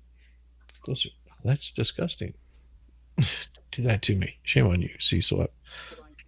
I just know the yacht was sold. Okay, and you made arrangements, did you not, for a captain to captain the yacht and for them to go out on the yacht? No, not LC simping over Danielle. No, never. No, I didn't have any Law and responsibility for the crime? yacht and the crew on the yacht. No. Okay. Do Like you you have can. a recollection of being called? I don't blame him. I Because would Lily too. Rose and Jack were upset I and they still don't know wanted who to that leave is. the yacht and have a helicopter take them away. Objection, hearsay, and compound. I'm asking whether she No, had he the said recollection. drinking out Doesn't of matter your what you're eyelash asking, cup would Elaine. be gross. Jesus, Elaine, you're an idiot. Do you have a recollection of Lily Rose and Jack being upset on the yacht and wanting to leave it immediately? So you That's a arranged compound for question. helicopter to come Objection. in to fly them away with Ember. Objection, compound. Exactly. Allow it. Just adding shit. Oh, jeez. And this is what pissed me off about Askarati. I don't know if Lily Rose and Jack were upset. I do know that they did arrange for transportation off the island at the time. And in fact, Amber went with Lily Rose, correct? It was Amber and her friend and Lily Rose. Okay. And Jack decided at the last minute to stay back, correct? Yeah, because he I was don't know going to if he get tried last minute, he he was stayed. going to get a BJ Do you from recall Amber. Lily Rose telling you that she was upset because As a her young father was man, drinking would she and turn trying that to hide down? it from him? Objection. Hearsay. I'm asking whether she has a I'll recollection. sustain the objection. Okay. It's Then objection. I'll ask the next one. Do you recall Mr. Depp passing out in the sand face first? Objection. Hearsay. I recall that he was passed out on the beach. He was out on the beach. Yes. And do you recall Jack calling you because he was concerned? Objection. Hearsay. That's just asking if he called. I haven't asked what he said. Exactly. It's hearsay. Do you have a recollection of Jack being present when Mr. Depp was passed out face first in the sand? Yes. That'll be And passive. do you have a recollection of Jack being upset? No. I don't have a recollection of him being upset. Do you have a recollection of him being happy about it? No, I was saying it. No, that's not what I said, Jamie. What I said was it would be disgusting for me to be drinking out of cum gutters. Just saying. That's what I was saying. I didn't speak with Jack about it. Okay. But you recall that Mr. Depp Oh, yeah. was passed out face first. Shizzy, Objection, MG asked put and answered. the stream up that he's doing tonight. If you haven't Oh, yeah. set the redirect yet. Cool. I will do that. Thank you. Oh, by the way, yes. Whenever we finish up tonight, we'll be redirecting over to MG, but that's not going to happen for a while. So you guys just hang out here. Just hang out. We'll continue making fun of Elaine and her haircut, I'll sustain the objection. Next question. All right. or lack thereof. Because I mean, I've seen like the Beach Boys get better haircuts. Thank you. Let's talk about makeup for a moment. So Makeup. you don't know what type of makeup regimen Amber. Nothing. Are we going to go there, Elaine? Really? Yeah, she uses semen on her face to keep herself youthful. She bathes in the blood of small children. She also will sacrifice a goat on every Monday, at the strike of 9 o'clock in the morning. How many lanes? So I think, no, you have to wonder how many lanes do those cats have? Uses everything, And correct? I bet she is looking for her twin flame. I bet she has a twin flame too. It's Amber. Amber, I will be your twin flame. I will be your man. Would you be my lover? Can't you be my... You got to get with And my in fact, friends. you don't know. You said at one point She wouldn't get with her friends. you're not sure, but it's a natural look. Do you recall that? She'd kill them Yes, I all. do. She'd do Okay. crazy And psycho. would you agree that there are a number of different types of makeup you can use that would still give you a natural look? Objection. Yeah. Yeah, there's plenty of makeup, ladies. If you want to get that natural look, just shake weight that thing, shake weight that thing to climax. I'm guessing there is, yes. The Okay. jackhammer And story. there's sun in the Bahamas, right? Most of the time. Do you know what Amber wears for sunscreen? I think it was Semen? At one point, I had a brand Shishido or something like that was on the island that we provided. And do you know whether Amber brought her own as well? No, Do you know whether Amber had a skin condition? Yeah, it's called sticky skin. It happens whenever you bathe in the blood of animals. I don't know much about twin flames, other than what Chizzy told me. I don't know. What's really bad is I don't think I'm going to be able to do this Saturday. I don't think I'm going to be able to do that because there's a group get together my wife has invited me to, and I'm like, well, so I might have to do it a different night or day or something. Yeah, it's dark. If you've never seen the whole twin flame thing, you have no idea. And speaking Speaking of twin flames, we just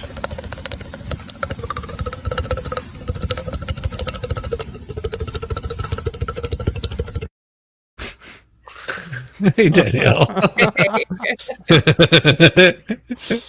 That's funny.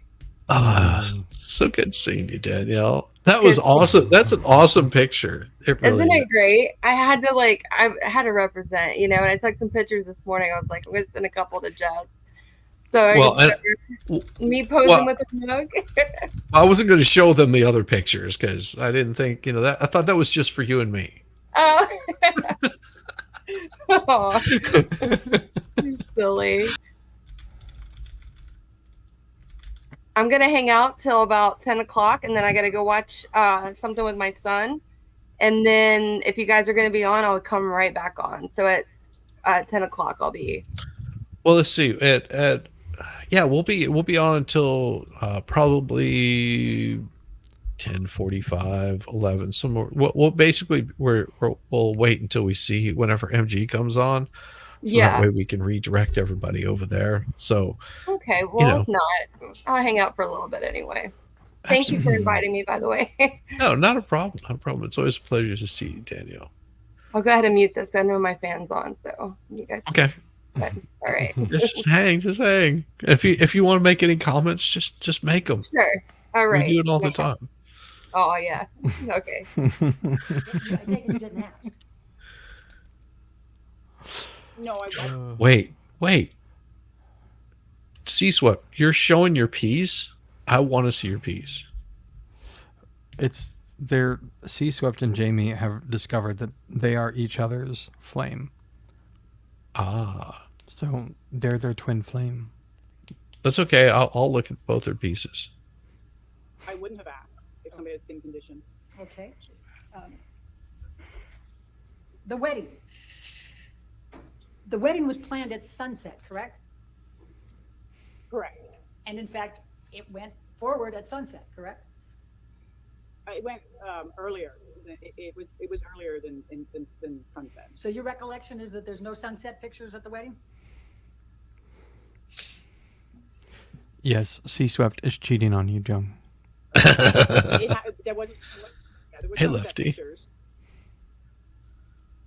What's up, Lefty? So last couple questions. The makeup or not makeup, you were asked whether you observed any injuries on the December 2015 timeframe. Do you believe Amber would cover I'm up wearing mine right bruises now. to hide them Love from the it. kids? Well, let's see it. Oh, I love it.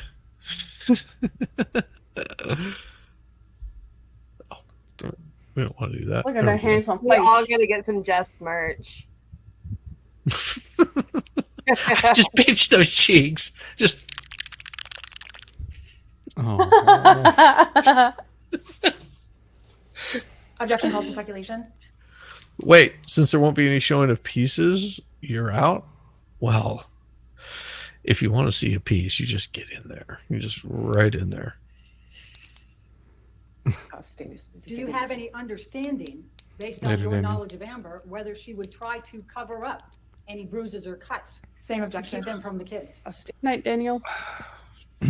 Oh, Jesus Christ. Do you think she would cover up to hide bruises from the kids? Well, if she was bruised, I suppose she would cover up. Hey, MJ. And Young is in the other chat. C-Swept. Young is in the other chat, yes. I scare her on my chat. Same objection. You said that you didn't believe that Amber was wearing much makeup, but you said she participated in a photo shoot in December 2015. Do you recall that? Yes, I do. Do you know whether She sounds Amber so was wearing pissed any off. makeup for that photo shoot? Gosh. Well, my response would be, well, in that photo shoot, she really wasn't showing her face. Just saying. It wasn't really that kind of photo shoot. I mean, she needed a little bit of bleaching, but hey, Now, who is this lady? Do we like her? I can't remember. Oh yeah, this is this lady that worked at Johnny's Island. She was sort of the person in charge, the manager. You Oh, might okay, say. she was there in Australia. No, this is the Bahamas. No, this is Bahamas. Yep. She runs Okay. the Bahamas Island. Okay. Okay. Yeah. She is the Bahama Mama. Bahama Mama. Yeah, she's straight up. She's just telling all the information she knows, and Elaine's being a twat. Yeah, Per I the got usual. Seriously. that. I mean, I can't describe it any better than that. Elaine is just being an absolute twat. I'm not sure the part that I saw, she was in and out of the water. Do you Oh, know whether oh. Amber would want to show bruises or cuts in a photo shoot? Objection calls for speculation. I'm sustaining. Yep. I have no further questions. Okay. Thank you. All right. Well, leave you that. probably don't because you're an idiot, Elaine. You should just stop asking questions altogether. Ms. Roberts, how many times have you seen Mr. Depp consume drugs? Objection, leading. All right, sustained. God. She's allowed to do that, but okay, that's fine. Ms. Bernehoff asked you about Mr. Depp passed out on the beach. How would you describe Mr. Depp when you saw him on the beach?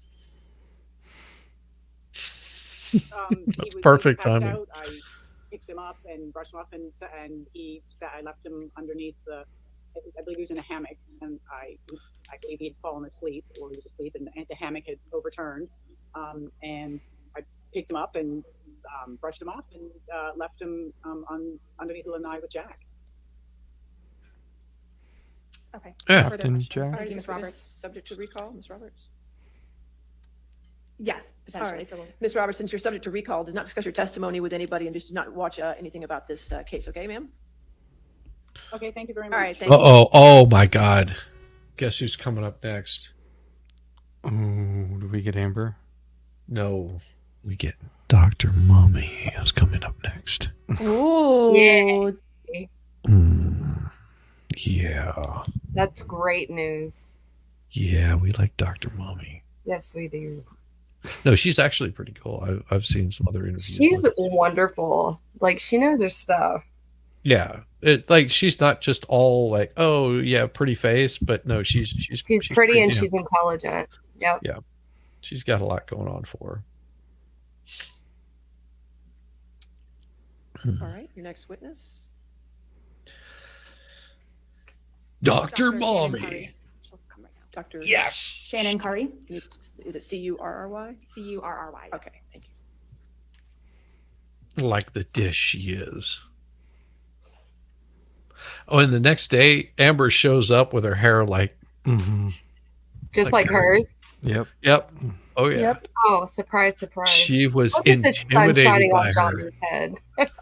Yeah. Oh yeah, I'm sure she was intimidated by her. She's gorgeous, and she knows she's got her figured out. Yeah. I mean, she's a human and not just a human in a skin suit. Right. Well put.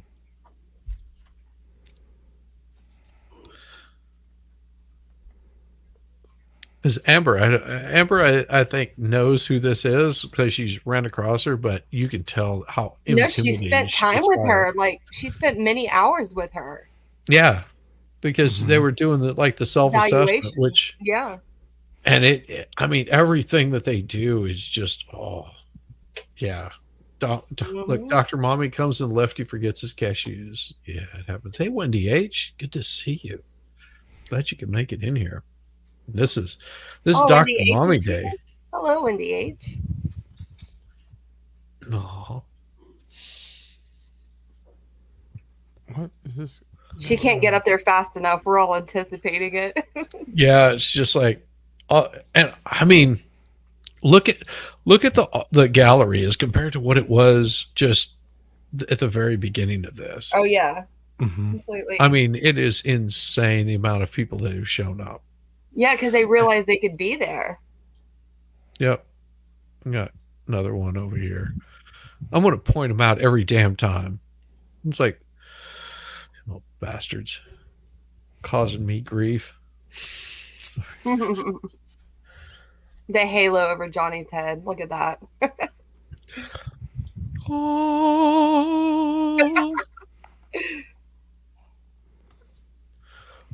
Oh, here she comes.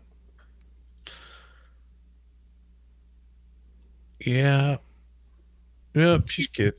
She said she had literally 0 sleep, and look how refreshed she looks. She's a strong woman. Well, you don't need a whole lot to be smart. I mean, true. Not even sleep, but for me, that's a whole different story. yeah, especially going to. I mean, if you're battling wits with Amber, you might as well just kill off a bunch of brain cells because yeah, that's the level she's going to take. Yeah. Oh, it's so amazing! Oh my god, I just noticed this. Look at her face and her face and her face and their face and their face and their face and her, and it's just like you see every single one of them. They see her come in, they're like, "Holy cow, who is that?" I mean, they're just like very intent on her. I mean, some of them are just she's stunning. Yeah. She's got her own light with her. Got Simp back here. He's like, "Yeah." You're missing the dude off to the right, like right above her head. Right here? Who has his shirt buttoned up all the way? Yeah, that guy. Dr. Perry has the right kind of confidence, though. I will squash you. I am happy. You are not like my people. Who buttons their shirt up all the way if they don't have a tie on? Yeah, what? Put a tie on. Jesus, if you're going to button it up like that, put a tie on. That's bugging me. The dude right above her head. All right, this guy right here, okay? This guy right here, okay? All you had to do, and you could have wore something like this, it could have been one of those 1980s like horrible little pencil ties. Anything. A bolo. I don't care what the hell you wore. You could have worn something, It needs something to make it look not weird. Yeah, don't just come in here, with your yeah. Who do you think you are? This is who you think. This is what he looks like. That's what it looks like. Just it's so funny. I see what you did. All he needs is just a little bit of red on his shirt. Just doing that. Don't be so bad. Just saying, be careful. I hope so. We like it when you come. Oh my.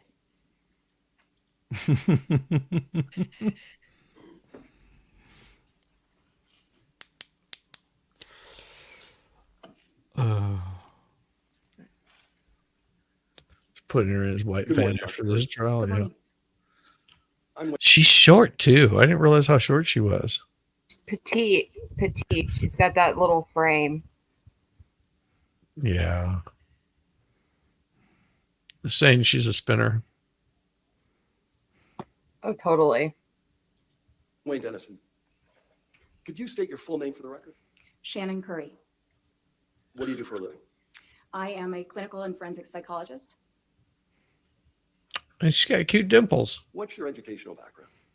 I started college at Georgetown University. I then transferred to the University of California, Irvine, where I received my bachelor's degree in psychology and social behavior. I completed my master's degree in psychology at Pepperdine University. I went on to complete my doctoral degree in clinical psychology at Pepperdine. Yeah, I don't think you just got kind of mental problems. I think you might have had those for a while, buddy. Do you know the Muffin Man? The Muffin Man. The Muffin. I would bet that the Muffin Man would be all over that muffin top right there. Mm-hmm. So, my thought is, she went. She went to multiple colleges, not only Georgetown, but she went to Irvine. Mm-hmm. This lady put some time in. I mean, this wasn't just like, oh, I got my my degree from some random social liberal college. She actually put the work in. I mean, I saw her interview with Lex Freeman. Yes, I was more impressed with her from that interview than I was with this. Mm-hmm. The podcast, stuff, right? Yeah. Yeah, I saw that too. I was like, because I saw that, I was like, why would he have this person on there? And then because he's just a great interviewer. And once he started like digging into it and started talking to her and her responses, and I mean, she just seemed like really down to earth, very humble, like nothing flashy about her, and gorgeous. Yes. Lefty wants a hand check.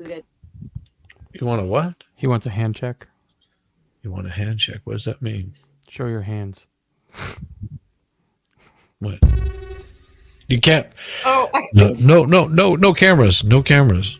VL Hammer is the one that's sus. Yeah, he doesn't show. He doesn't show his camera at all. All you hear is. Oh my god. Several training rotations at different practicum sites. Those are essentially clinical rotations we do to learn various types of psychology. You learn how to do psychological assessment, counseling, etc., and you do that in a variety of different settings. And then I completed a year-long doctoral internship at an American Psychological Association accredited doctoral internship. You do this year before you get your degree. And that was at Tripler Army Medical Center. It's traditionally a military internship. They did admit 2 civilians. I was lucky enough to be one of them. I then completed 2 years of postdoctoral training at Hawaii State Hospital, a locked forensic psychology facility. And that's where you essentially have individuals with severe mental illness. I wonder if Valhalla ran into her in Hawaii. Coursework or educational? I have. So after I completed my doctorate and my postdoctoral training, I obtained it's called a postdoctoral Master of Science degree in clinical psychopharmacology. That is for partial fulfillment of prescription privileges, meaning that it's part of what we need to be able to prescribe medications as a psychologist, because psychologists don't traditionally prescribe, and we can do that with certain military jurisdictions in other states. I also obtained advanced training in the Gottman method of couples therapy. I completed all 3 levels of training, and then I'm also a Gottman educator for several workshops involving helping parents learn how to prepare to bring their baby home and helping couples without serious problems improve their relationships. Who keeps their beard shiny? What's the Gottman method? The Gottman method is... Well, my beard always stayed shiny whenever I was growing it out. I mean, you have to wash it and you have to oil it. I mean... let's put it this way. My beard was always well lubricated. Yeah. Beard conditioner. Beard conditioner, exactly. My beard's shiny. Wank, wank. Wink, wink, nudge, nudge. Do you use a lot of beard conditioner too, VL Hammer? I use a beard wash, and then after that, I use a beard oil. I don't condition it. Tell the ladies more. They want to know about your beard. It's a beard. A couple people have seen it. No, really. I'm sure they have. I'm sure they have. They probably saw more than that beard too. I know exactly what you meant.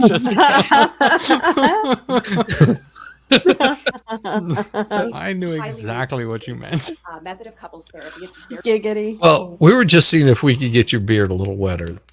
Restructured, so different than what many people expect when they think about couples therapy. No, there's a couple people around here who have seen it. Tell each other all their problems and then have an awkward, silent drive home. In this therapy, they come in, they complete a really structured assessment in the beginning. So they complete a bunch of questions. It gives me a ton of information about their relationship before we even get started, and really identifies the areas we're going to target, the structured interventions during each session. I think of it almost like a class. Okay. Did you get, in the course of your education, any specialized training? Any what? Specialized training? I did. So my internship specifically was dedicated to essentially working with post-traumatic stress disorder, traumatic stress. A lot of my training has been with psychological assessment and testing. And then my training during practicum and then in my postdoctoral work was dedicated to working with trauma populations and also sorry, forensic Shizzy. Psychological assessments. I may have oftentimes, made you kind of gay. Really? Yeah. Make me gay again. Yeah. Yes. Oh yeah, brother. most handsome. Ladies, you have no idea. You've never seen anything like the VL Hammer. There's a reason why they call him the Hammer.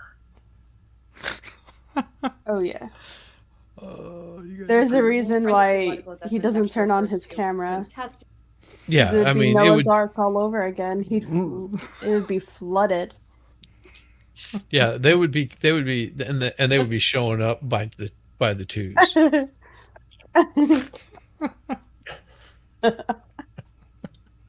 I love hearing how much you've been laughing tonight. It's so beautiful to hear you laugh. It is.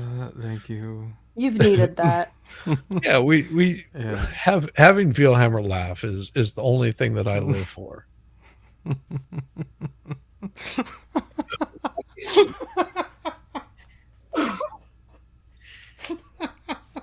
Oh Uh-oh. dear. Uh-oh. That's not good. Uh-oh, was there a jam again? I heard a ding. Wow. I think my my printer is restarting. Here, I'll share because that doesn't look good. Hear it? Aw. Yeah, that does Yeah. not sound good. I'll have to take care of that here in a second. It's okay. It's like I don't think that it's working. No, it will. It will, but I'll remove that from the screen for a little bit because it's wanting me to do something. Here, I'll just continue on with the Deborah Curry there. Or not Deborah Curry. What's her name? Shannon Curry, yeah. For purposes related to law. So it's the application of psychology to the courts, to legal issues. And sometimes that also involves doing assessments for the military to determine whether somebody has sustained a mental disability after combat. You indicated that you did some work at Tripler. What's Tripler and what's the work you did? So Tripler Army Medical Center is a hospital in Honolulu, Hawaii. If anybody's ever gotten to have a vacation in Hawaii, it's a giant pink building there. And it's one of the top training sites for military psychologists. I was very, very lucky to be able to train there. They have wonderful funding and a lot of new research going on, particularly for PTSD, but really for all areas of mental health. While I was there, I did rotations in family psychology, so doing family therapy. I worked with children, but I also did a neuropsychology rotation, learning really the ins and outs of advanced psychological assessment, a solar panel identifying not just mental issues, mental illness, but also traumatic brain injuries after trauma, and doing those PTSD evaluations, and then also working with service members who were struggling with a whole host of issues, military stressors, normal life stressors, and then also those who sustained tremendous trauma from combat. Do you still continue to work with the military? I do, actually. Our practice, my practice is very focused on military service members, veterans, and their families.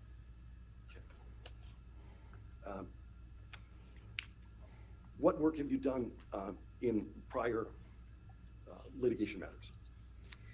Well, most of my litigation, if we're talking about civil work, that has mostly been reports. So this is my first time testifying in a civil matter.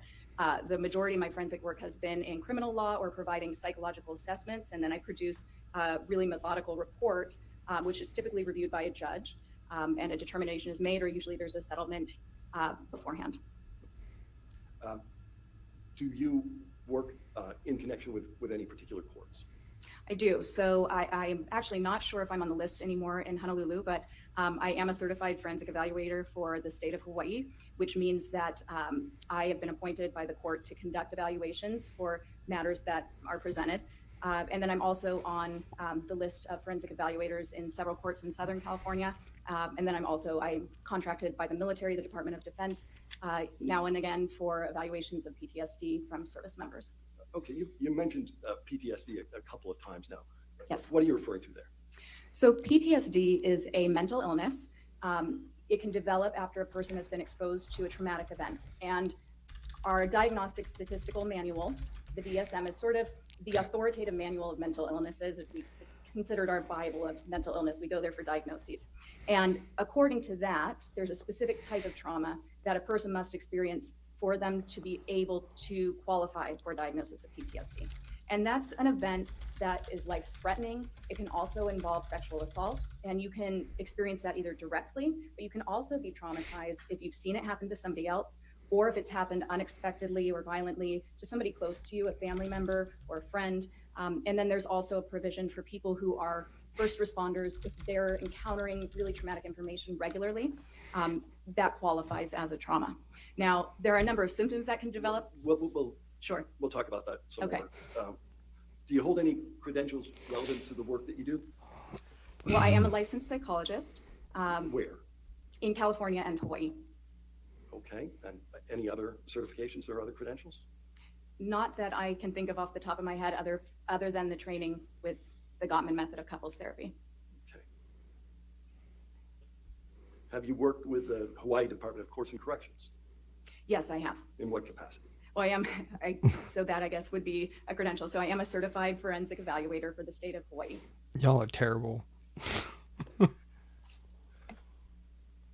In connection with your doctorate, was there a research component? There was. So would you like me to tell you about it? Yes, please. Okay. So I conducted a research study while I was at Pepperdine completing my doctorate. It's called a dissertation. So when you're obtaining your doctorate, you contribute something to the scientific field that you're in. And typically that involves doing what we call novel science. So you're doing an experiment, you're finding out new information and helping the field progress. So I did research in Peru, and I was essentially looking at the effectiveness of a therapy intervention there for kids who were growing up in this community called y'all had me Ayacucho, going there for a which was while, for exposed real. to 20 years of guerrilla warfare, the longest guerrilla war in the history of the world. And there were a lot of issues in that community, tremendous trauma. And my research was around finding interventions that were really effective for that community. Yeah, I see that smirk on your I face. work for the Curry Psychology Group. What does the Curry Psychology Group do? We're a multi-specialty mental I didn't health do center, so we nothing. have What you neuropsychologists, talking we about? do testing for kids. We have therapists, individual therapists, couples therapists, family therapists. We even have a meditation teacher. We Yes, you basically made try me to meet blush. the needs of our community, and we highly specialize in working with military personnel and their families. Who's the Curry and Curry Psychology Group? I'm Dr. Curry. How many people work for you? As of right now, I believe it's 13. How long have you been doing this kind of work? For about 15 years. How much of your therapy practice focuses on treating individuals? I would say about half of it is individuals, half is couples. Okay. Do you do any training of students? I do. What's that?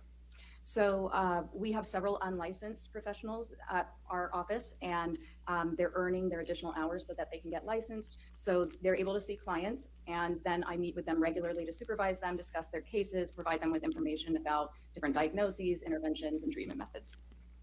How did you get involved in this case? I was contacted by Ms. Camille Vasquez, one of the attorneys for Mr. Depp. Okay. And what was the nature of the contact? Ms. Vasquez called me and indicated that she might be interested in having me meet the legal team so that I could discuss my expertise and possibly provide my opinions. Oh, really. that's right. That becomes a big issue with Elaine. Expert opinion on. So initially, my role that I understood at the time was to review the case materials and provide my opinions regarding anything that I noticed that was consistent or even inconsistent with the psychological science that exists today on intimate partner violence in Mr. Depp and Ms. Heard's relationship. All right, you used a phrase there, intimate partner violence. What are you talking about? So there are a multitude of different definitions depending on the source or the state, but essentially intimate partner violence is abuse. It could be physical, psychological, and it's from one partner to another in Damn an it. intimate relationship. Did your role in this case evolve over time? Yes, it shifted. So I was retained at the end of January 2021, and then had just barely begun to review the documents. The case was postponed, and then in October 2021, I was asked by counsel to provide a psychological evaluation of Ms. Heard. Were you ever asked to do a psychological evaluation of Mr. Depp? No. Okay. What types of documents did you consider in this analysis? So I reviewed quite a few documents as part of my evaluation. He's open That to included speak all of the case documents, Ms. Heard's medical records. Oh by Dr. my, Heard, keep going. required mental health treatment records. I believe I reviewed records from Dr. Bonnie Banks, Dr.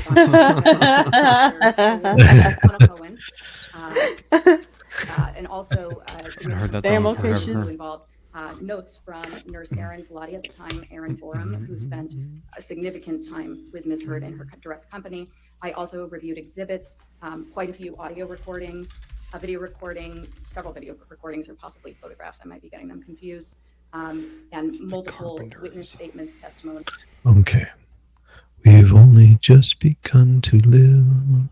White laces and promises. A kiss for luck, we're on our way. Before the rising sun we fly. So many roads to choose. We'll start our walk and learn to run. And yes, we've just begun. And declarations. Oh, so when I tell you to keep going, you say no, but Yes, I did. C-Swap says So yes, in keep conducting my going. evaluation, I met with You do it? No, I Okay. had to pull up the lyrics because I couldn't remember them all. I was, Oh, I was okay. responding to you, Okay. Jessica. I didn't even see the chat. Oh. Oh, there we go. Let's see. There we go. She was like, oh, just please keep going. She always wants people to sing for her. Yes. Yeah. Yes, keep going. I almost spit out my water when I saw this chat. Love it. Just remember, Jessica, don't spit, swallow. I know. Ms. Heard on two separate dates, December 10th and December 17th, 2021. Approximately how much time you spent with Ms. Heard? So the evaluation, we spent 12 hours directly with one another. However, there were more hours involved in the evaluation with some breaks. So we spent 7 hours together on the first day, December 10th. Not necessarily together because there was a 1 hour lunch break and about a half hour with breaks split up through the day. And then on the 17th, we spent a little more than 8 hours in the evaluation from start to finish, with a 1 hour break and another half hour of breaks distributed throughout the day. As a result of the work that you performed, did you form any opinions? I will not listen to you. I did. I have the plane. The results of Ms. Heard's evaluation supported 2 diagnoses: borderline personality disorder and histrionic personality. Well, acceptable in limited occasions. Well, that's true. Just depends. Disorder. What is a diagnosis? If she really loves you, though, diagnosis she'll is swallow. a way that we essentially, that psychologists, psychiatrists, anybody in the mental health field thinks about a disorder that helps us to communicate a set of symptoms that we're experiencing. And along with that set of symptoms, it tells other professionals a lot about how those symptoms might have developed, how that person might behave, perceive the world. It also I'll be drives right treatment. back. The real purpose is to determine what sort of Oh my. Oh my. Sorry, it got a little bit too spicy for him. I need to get a drink of water. Thank you very You much. sure? You sure you didn't get turned on? I have to get water and I have to get the laundry. Mm-hmm. Y'all are terrible. Terrible, I say.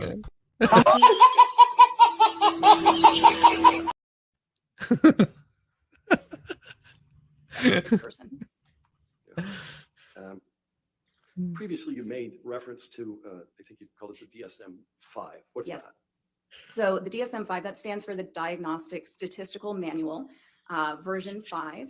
And that contains mental health. And I'm sorry. It's the authority. That's goddamn hilarious. Oh, Iris said, "Don't forget the mute button, puppy."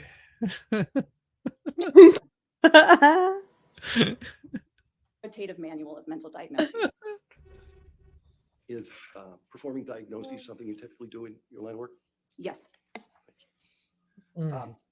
So you referenced 2 personality disorders. But what's a personality disorder? To understand a personality disorder, I think it can be helpful first to kind of define personality. If you look up in the Webster's dictionary and are looking for personality disorder, there's a picture of Miss Heard over there. So personality, something we take for granted, but these are the traits, the characteristics, the way we think, we feel, and we act that make us who we are. And these traits are pretty stable over time and across situations.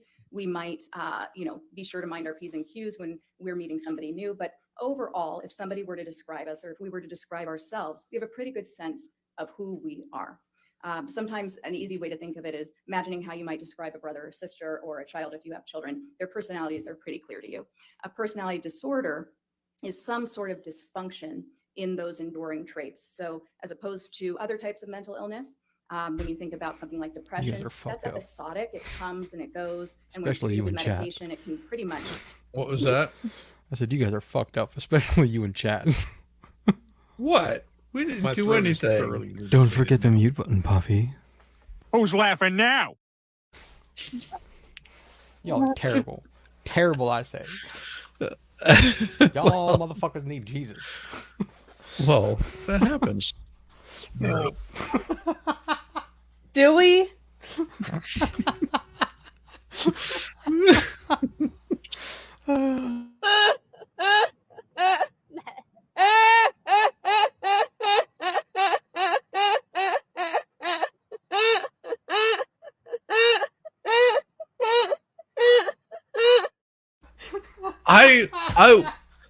If I wasn't married, I would marry this chick just because of her laugh. Really? Oh my god. I totally would. Because that is just so awesome. That Sounds like a she- horse. I don't care. She just has an unbridled laugh. It is completely her and nobody else. I would know whenever my wife was laughing. If my wife had a laugh like that, I would know when she was laughing. Baldo, I wouldn't want him to, because I love you just the way you are.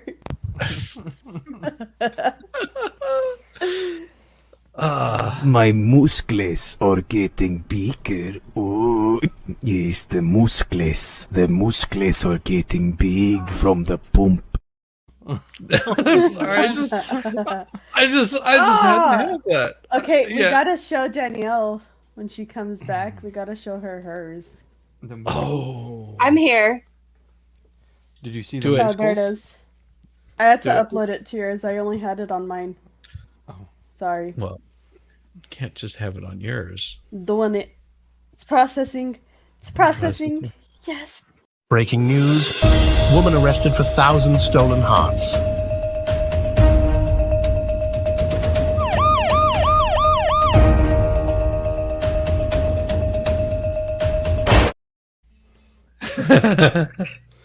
What is Woman that? arrested. It said woman arrested for 1,000 stolen hearts. Marcelo. Yeah. It's your sweetheart. That one's mine? Yeah. I This is- love it. This is why I don't show my face on the internet. Oh, I don't know I've, what I, y'all would don't do worry, to me. because I've got a picture. I've got a picture of Vielhammer right here.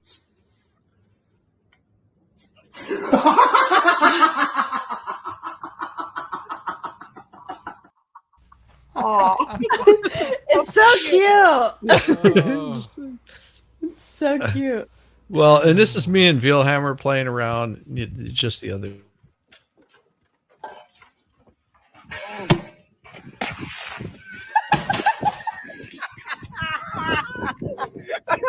I love this shit.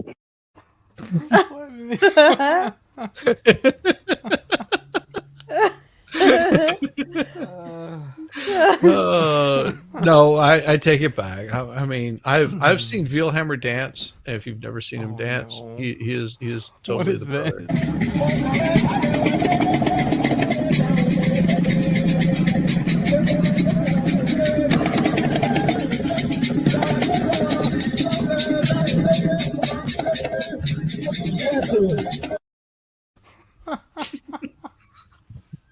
Nice.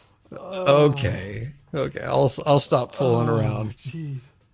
Not to blow my own horn.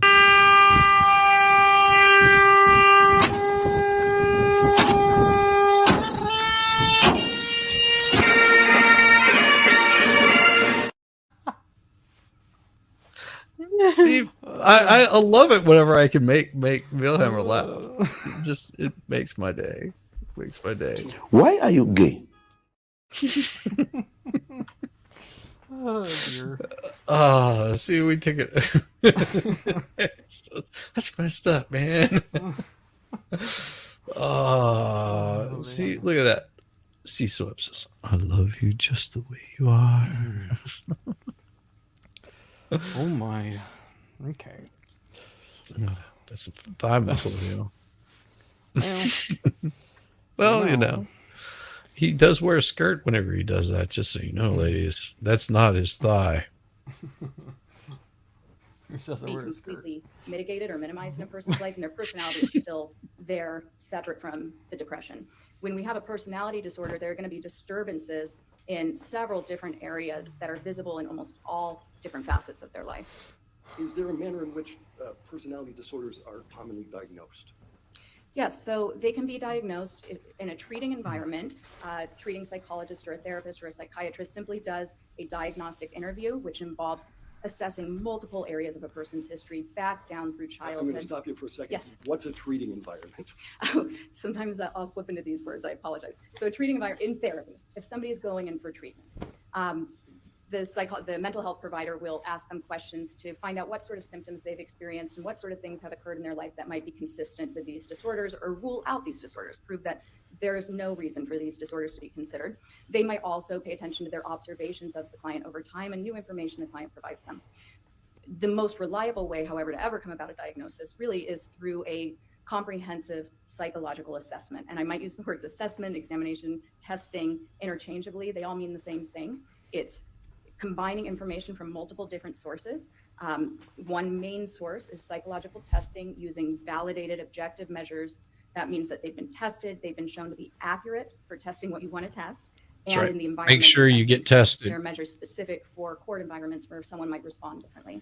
You integrate that with the same interview I was telling you that people would do for therapy. We do that as well.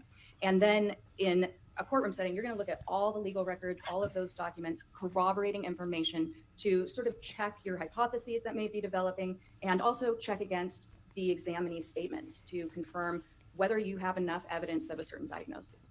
So what's a clinical interview? A clinical interview is a very comprehensive interview. It includes a person's entire life history, as well as very specifically looks at any symptoms they might have.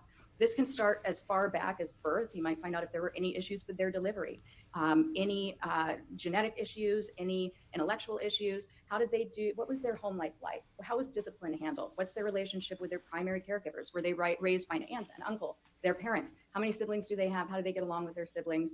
How many times did they have to move? Was there any abuse? Did they have any really significant life experiences that come to mind when they think about their childhood? How were they as a student? Did they need special services? Did they get in trouble at school? And you do this, you continue on high school. Yes. What were their hobbies? Did they play sports? How many friends did they have? Did they have any trouble keeping those friendships? Then you get into adulthood. Did they go to Not when college? you Did they not kill go? them. How come? What sort of jobs? I mean, they'll be my How friend did they fall forever. apart? How did they end? That's always an not do important that. question. No. What sort of romantic relationships have they been involved in? How do they I was saying identify I got in trouble in sexually, school. culturally?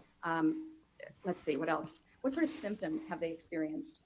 You go through the entire gamut of some of the main symptoms you might screen for depression, any disorganized thinking. That means Just imagine how hard this is, because this has got to be one of the most difficult positions to be put in, because she's trying to summarize what 8-10 years of studies in like a short synopsis.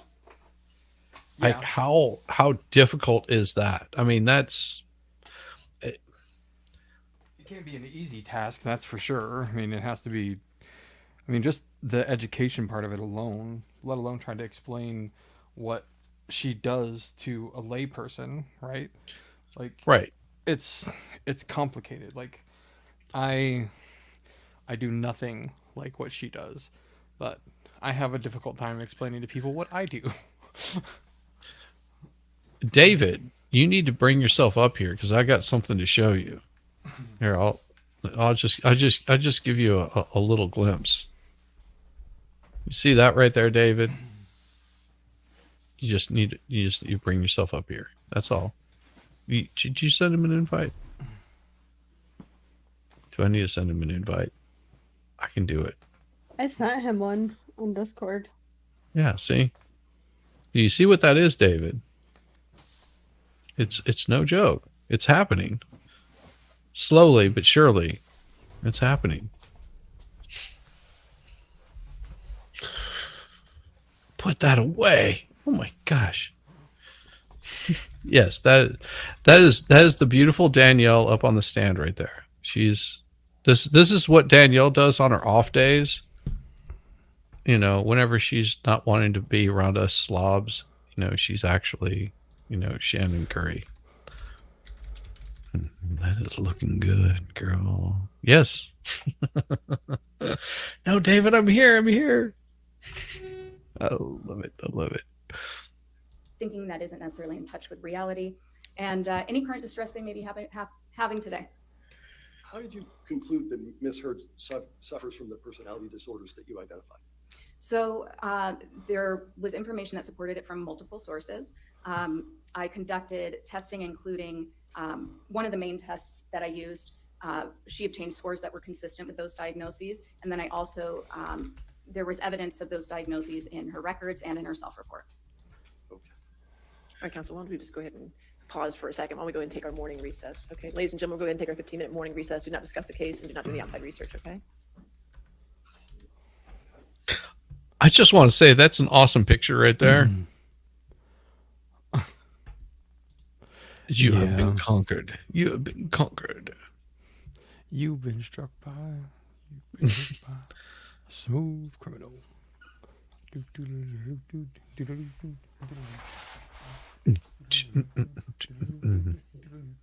When I explain to people what I do, they get a little concerned. Well, I mean, you're not supposed to eat turtles without their shell. Just saying. Without the shell? No, he doesn't eat the turtle. He eats the shell. It's like I said, geek love is a thing. And, you know, just because he works in a carny. Ooh, I could only wish. Danielle, you are just as lovely, if not more so, than Dr. Shannon Curry. Also, you're more available than her. Just saying. Y'all funny. Well, while we're on this break, I think I will take this opportunity to make my exit. Why are you gay? Well, no. No, I'm just shaming you. I'm just no, that totally. I understand because you don't want to have too much. Yes! Yeah! Oh my. Yeah, see, Ville got all the ladies worked up, and they're just like, oh. Oh dear. See, the thing is, I didn't do anything. I was behaving. You never behave. Were you? Why were you behaving? Do you know where you're at? I do. Do you know who you're hanging out with? You should never behave with us. Exactly. If you're behaving with us, then you screwed up. Yeah. Yeah. It's all good. Especially when you get these ladies in the chat. I know. They're all just crazy. No, they're not. They're just crazy for you. You have not crazy for you. Been with them in Discord when you're outnumbered. I'm never outnumbered. I have many, many digits. Okay. He said okay. Oh, well, it's just as you just have to learn to do it right. You just rub and pull. Rub and pull. Rub and tug, you mean? So,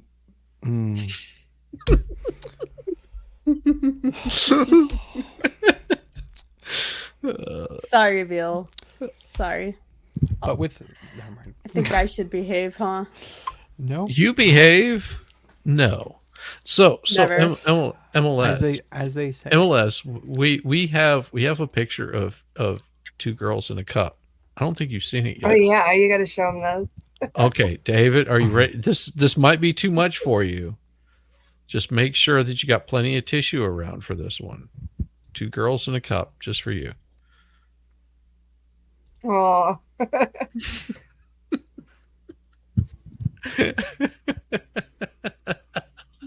it. That's what I got started, Jazz. You, Veilhammer, you have a absolutely wonderful afternoon or evening. Yes. We'll miss you. Thank you.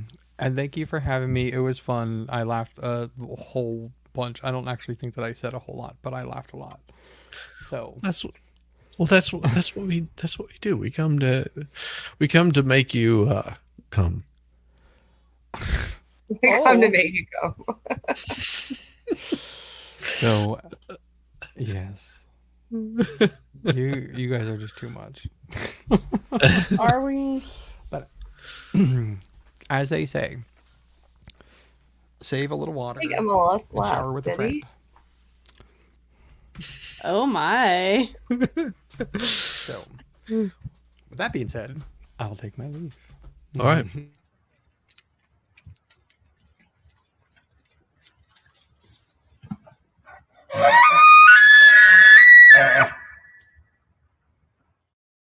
See, ladies, he just ran off.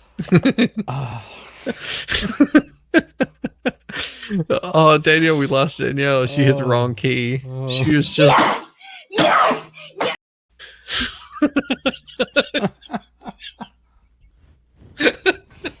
Oh dear. You guys are too much.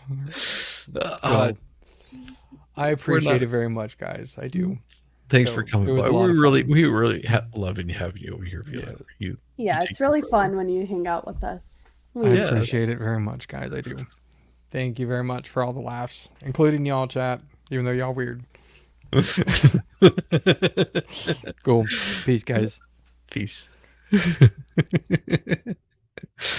He's awesome. Love it. Factors that you considered in determining Ms. Heard suffered from. It's unfortunate we lost Danielle. I think she just hit the wrong key. She's back. Yeah, she hit the wrong key. I know she did. I hit the wrong button here. No, I went to I don't know what I did. Never mind. I know what you did. You were just like, oh, Veilhammer. Yes! You couldn't show it on screen. I know what it. I got you. I got you, girl. Oh, that's lovely. Personality I don't think disorder. MLS got to see that. I don't think he saw it, did he? He'll see it. He'll see it eventually. Eventually. I'm he'll be gonna. on next. But see, now I'm gonna have to make a meme out of it. You know. Baldo said he has to take a cold shower. Catch you later. Who did? Baldo. Oh, Baldo. Well, Gutter's Pub was like, I didn't come. Hey, Gutters Pub. I watched your guys' interview the other day. That was really cool. Yeah, it was fun. So I was actually on with Gutter last night. We were having some discussions about politics and stuff. It was awesome. Had a good time. Aww. And it started out very innocuous, I guess is the word I would use. She was having problems uploading her intro and her outro, and so I was just like, I'll come in and talk with her. And that conversation turned into a very long night of me at Gutter's Pub just hanging out. Oh yeah. Yeah. Aw. She's awesome. She is cool. I think the last one you said before you left was self-report. What do you mean by that? So the self-report would be things that Ms. Heard indicated to me specifically. So there were a couple of characteristics that she noted in her self-report that were consistent with these personality disorders. The first was actually my own behavioral observations of her based on her self-report. So one of the hallmark characteristics of histrionic personality disorder is sort of a overly dramatic presentation. We call this impressionistic speech. So it tends to be very flowery. It uses a lot of descriptive words like magical, wonderful, and it can go on for quite some time, and yet it really lacks any substance. So at the end, you're left wondering what was just said or what It's like talking to an AI. Mystical, wonderful, whimsical. I mean, all of those kinds of words, that's what she's referring to on this, because the funny part about all of this is everything that she describes, then Amber Heard gets up on the stand and does exactly what she's explaining, because that's the person that she is. It was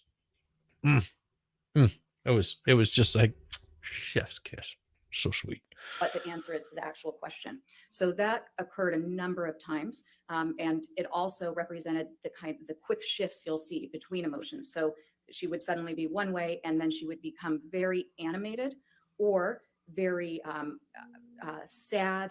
And when people are displaying these emotions with this personality disorder, there's a sense of shallowness to it. People who are observing them will feel like it's almost play acting, and they might not be able to put their finger on it. But part of it is because of the rapidness with which the person can switch emotions, and also the lack of substance. They don't really refer to, I feel this way.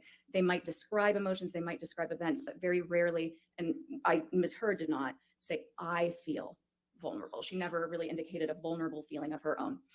Then the substance of her self-report. So when I was asking her information about her history. We're going to ask more about that later. I was just trying to get a sense of what a self-report was. Oh, okay. What psychological tests did you perform? Okay, so psychological tests, I'll just go in order. So first of all, I asked her a couple questions from something called the mini mental status exam. That's really just a fancy way of saying that I wanted to make sure that she was alert and oriented to, we call it person, place, and time. That means she knew who she was, she knew who I was, she knew where we were, and she knew the date. That way I can ensure that she's able to participate in the evaluation and understand what's happening. I then administered something called the Minnesota Multiphasic Personality Inventory 2. The 2 means that it's the second edition. And this is something we call an objective measure. So it asks 567 questions, more statements, and the person either agrees or disagrees with them, how much the statement represents them. And this test has been around since 1943. There are more than 10,000 studies showing that it is appropriate for determining somebody's personality traits.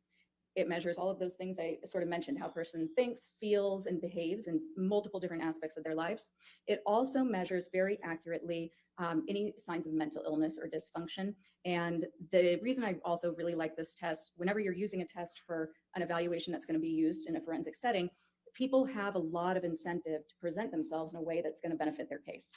And they may want to look like they're sicker than they really are. They may want to look much healthier than they really are. And some of those incentives, they may not even realize that they're intending to do that. So it can be conscious or unconscious, but you really need to have a test that can check for that. And the MMPI-2 has a set of validity scales, we call them. These are scales that measure really the truthfulness and accuracy with which a person is approaching the test. And these scales.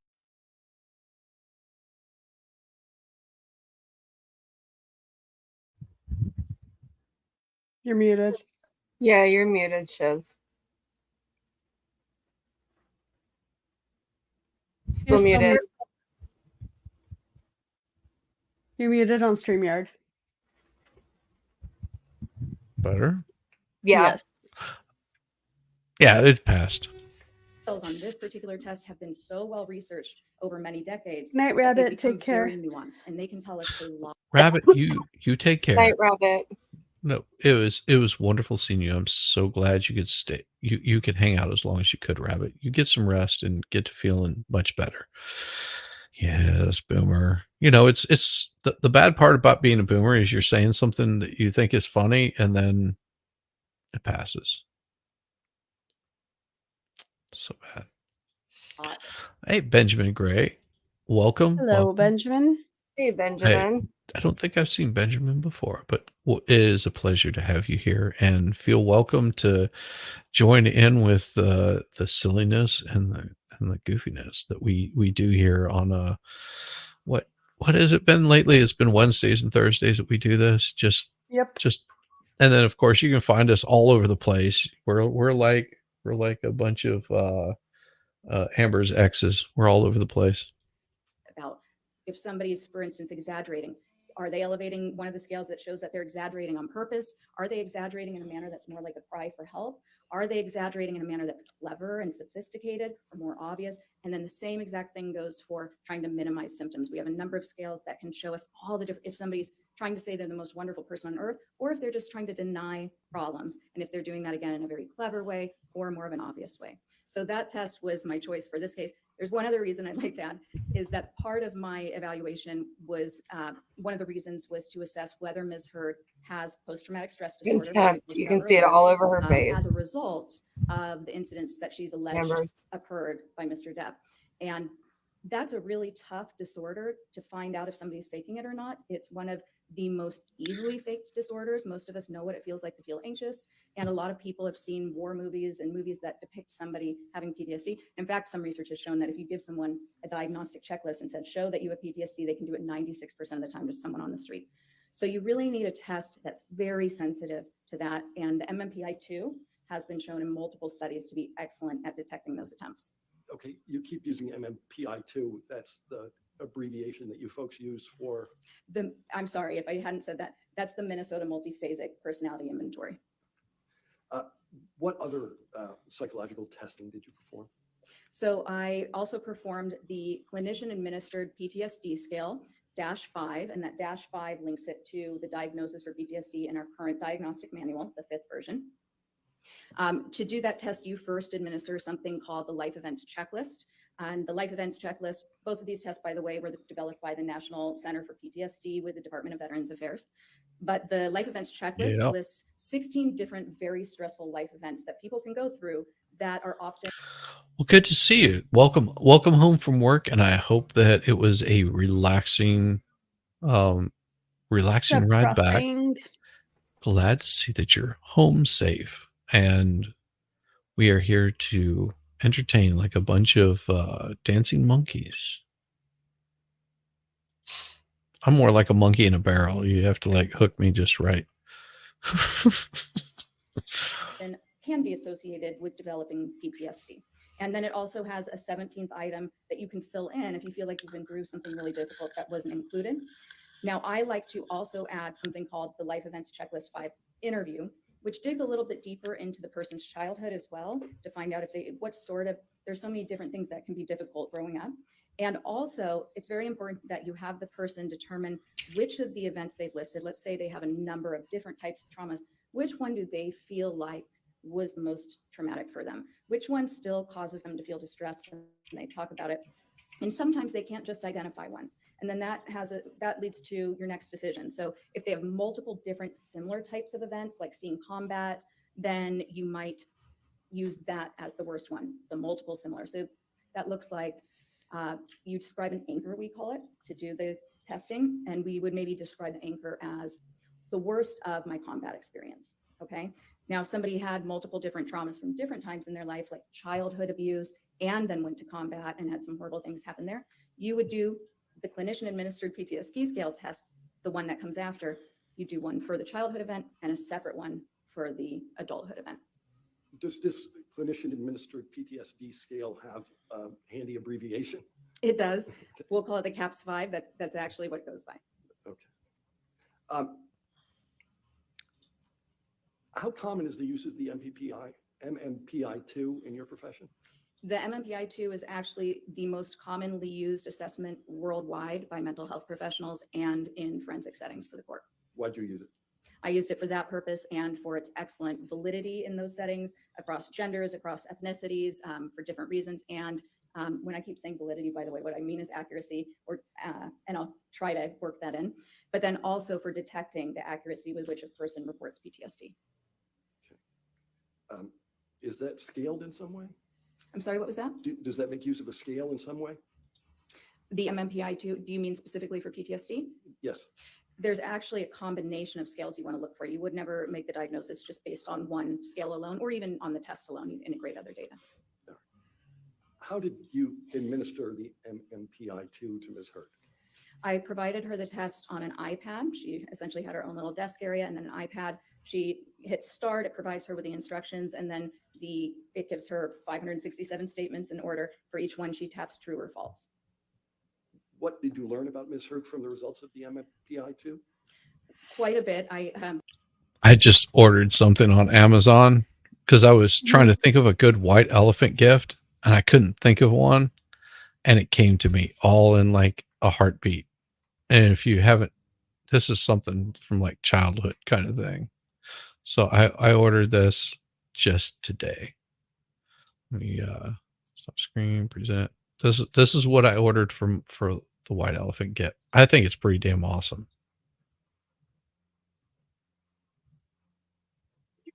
That is awesome. I was like, dude, that's like, and it's like $8.99 on Amazon or something like that. I was like, because you try to keep the white elephant under like a certain price point. I was like, Yeah. Oh, Barrel of Monkeys. Like this is nostalgia. Like perfect. It is. It is Yeah. like total nostalgia because we're a bunch of old dumbasses. So it's fun whenever because let's see, it'll be here in time. Oh, it should be here in time. Nice. Yes. Yeah. So that's my white elephant gift. That's dope. Man, now I'm so happy because I was like, I'm sitting there going, I need to get a white elephant gift. My wife is always so awesome with like that kind of stuff, and I'm horrible with it. And I was just like, I've got to come up with something, just anything. Like, show me the way. And it came to me while we were talking about Barrel Monkeys. Just like, what is that? What's on the print camera? Oh, this is this print camera is for David, MLS David. It is his damaged Darth Vader. I've already started like recording the print. I can only record like 10 hours at a time.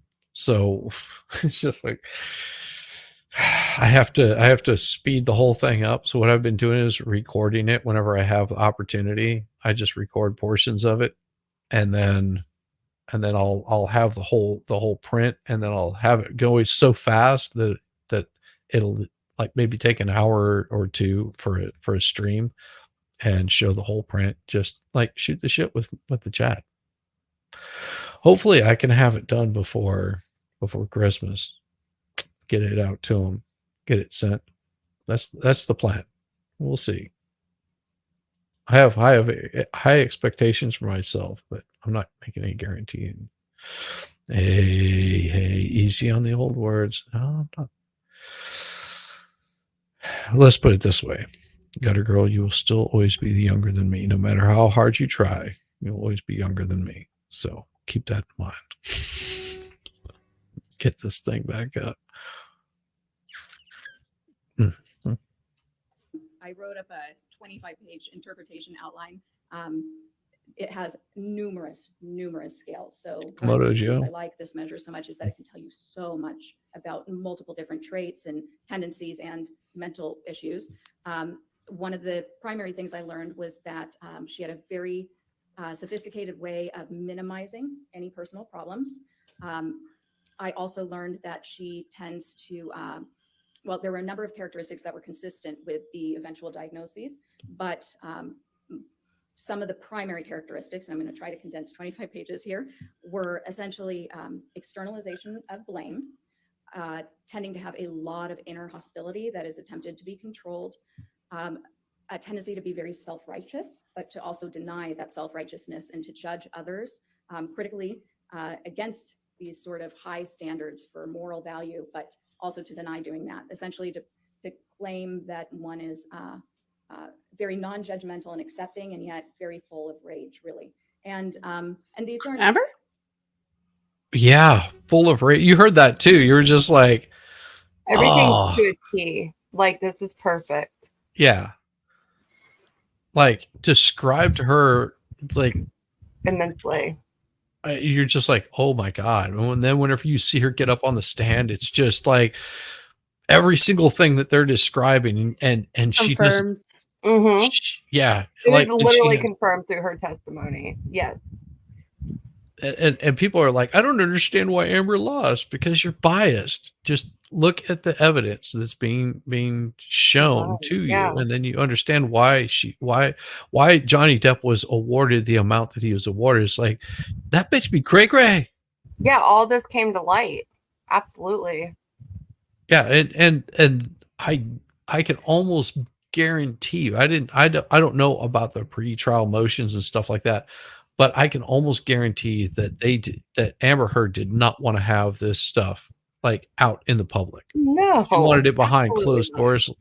She wanted it behind closed doors, and if she didn't, then her team did, because they were just like, yeah, they're pretty much describing our fucking psychotic client.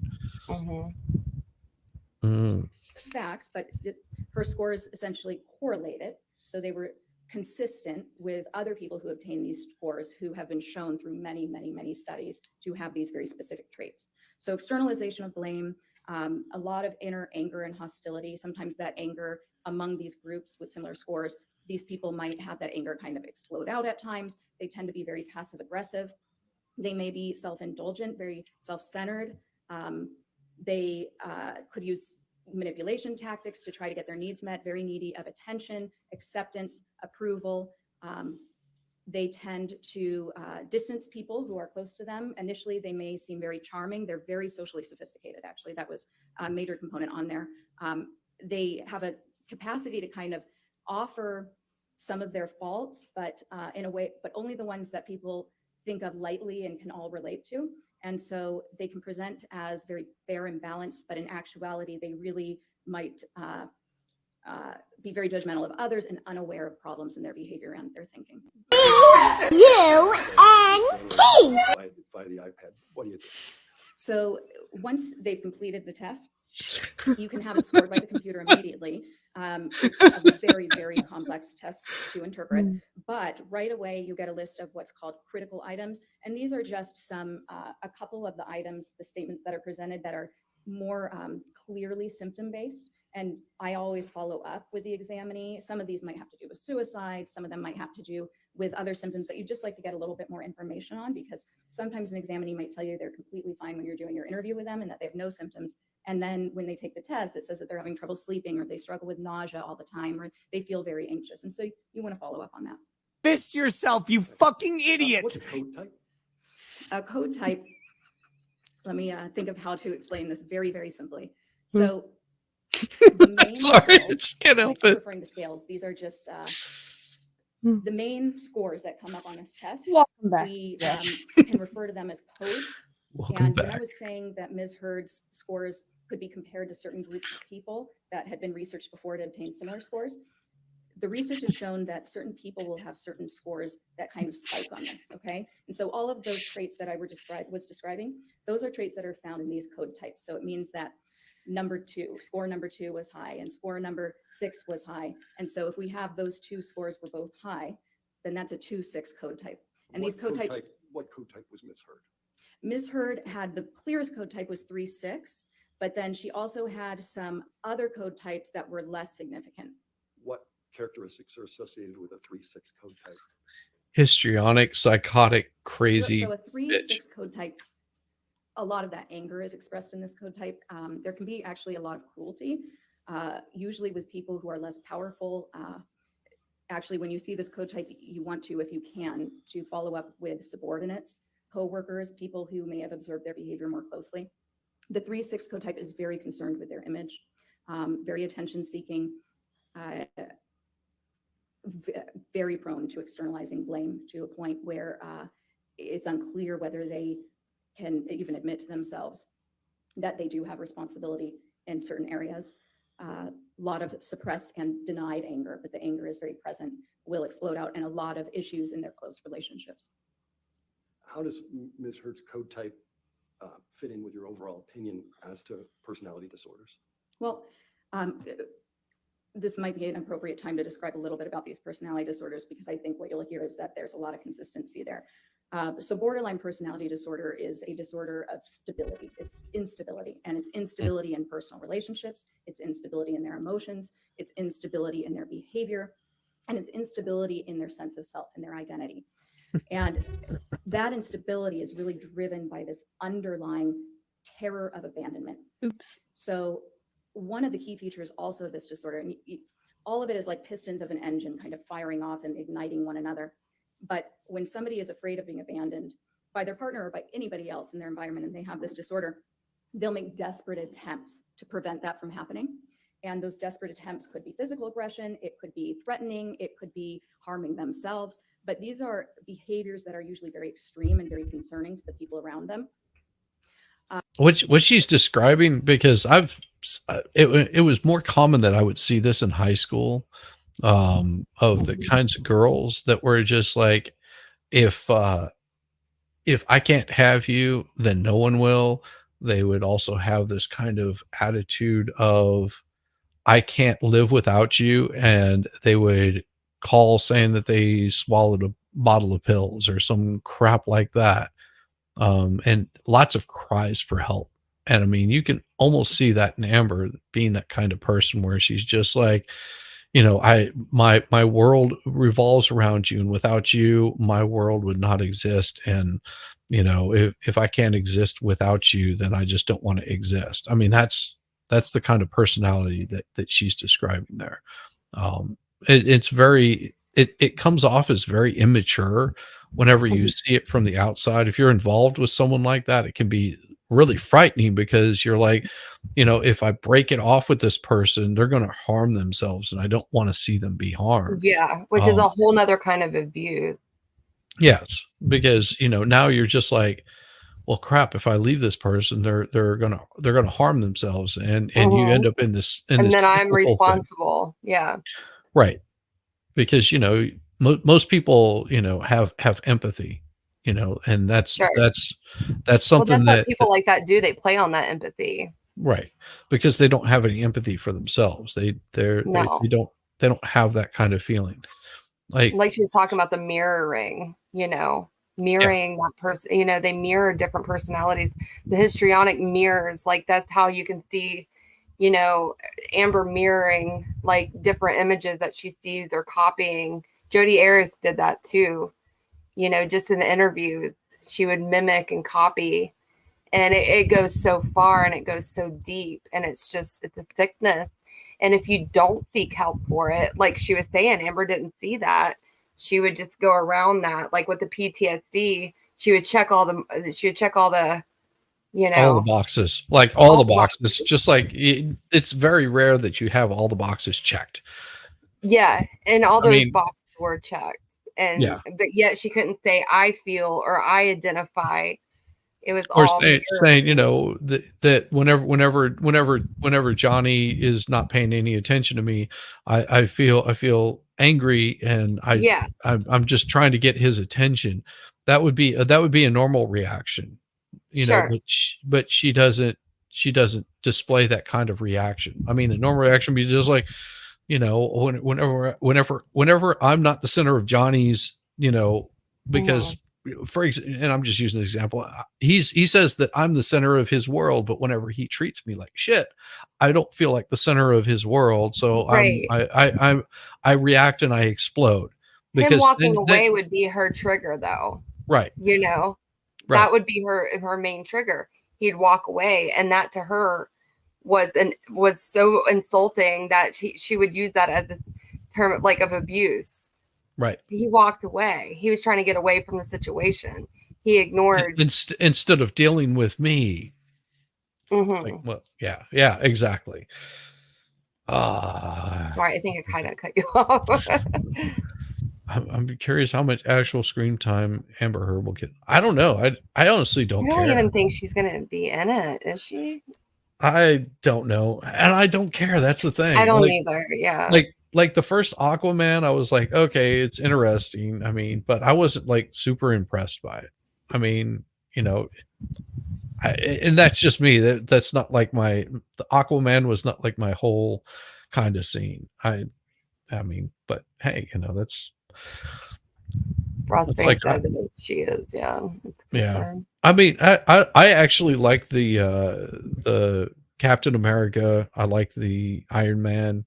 I wasn't too much into the whole big group dynamics of that. I mean, some of them were fun, like X-Men and stuff like that was fun to see, but I wasn't into the whole Marvel universe stuff. I mean, if I'm going to go see a movie on a big screen, I'm generally not going to go see something that's, you know, all like emotional or something. I want to see like shit getting blown up kind of stuff. Yeah. I mean, that's for me, that's what big screens are for, is like having those big explosive scenes and stuff like that. But, you know, not saying that, you know, those other movies that are more emotional are not bad movies. Just I would much rather, you know, kick back in the privacy of my own home. I mean, if I'm going to shed a tear, I don't want to be crying, you know, at a movie theater. That's just sort of gay. I'm saying, you know, I'm not gay. Why are you gay? Gay. Just kidding. Yeah, she still gets to keep her spot. I mean, that's I only care the fact that they got rid of Johnny Depp from Fan. Yeah, and fair enough, but nobody's gonna care about it. Just Yeah. like we don't care. I did not really enjoy Fantastic Beasts. It was an okay like movie. There was a lot of things that annoyed me about it, but Johnny Depp played a really good part. Like the role that he played just didn't match with what's his name? I forget his name. Not that he's a bad actor. I just didn't see him as any good in that role, as especially compared to what Johnny Depp did with it, which was amazing. And you don't realize it until it's not there. It's one of those, like, he's not taking the spotlight of it. He's just being, you know, he's playing that part, and he plays that part so well that somebody else steps into it and you're like, yeah, that's not the same. It's like the original Wolverines. You can't replace any of those actors. Once you've seen the original Wolverines, if you watch that and then watch like whatever new version of it that they came out with, you're like, yeah, I like all of the characters. They had this certain dynamic, and I think that's what Johnny did. And that was, he just had that dynamic that just couldn't be replicated. I'll have to watch that. Yeah, the original one is awesome. The anger is typically what, sadly, it's counteracted, right? So the thing these people fear most is being abandoned. But over time, the anger, the explosive anger that they show when somebody is needing space, or when somebody's really not doing anything wrong, because a lot of times they read into things that they perceive as being a slight to them, or being somebody intending to harm them that actually isn't happening.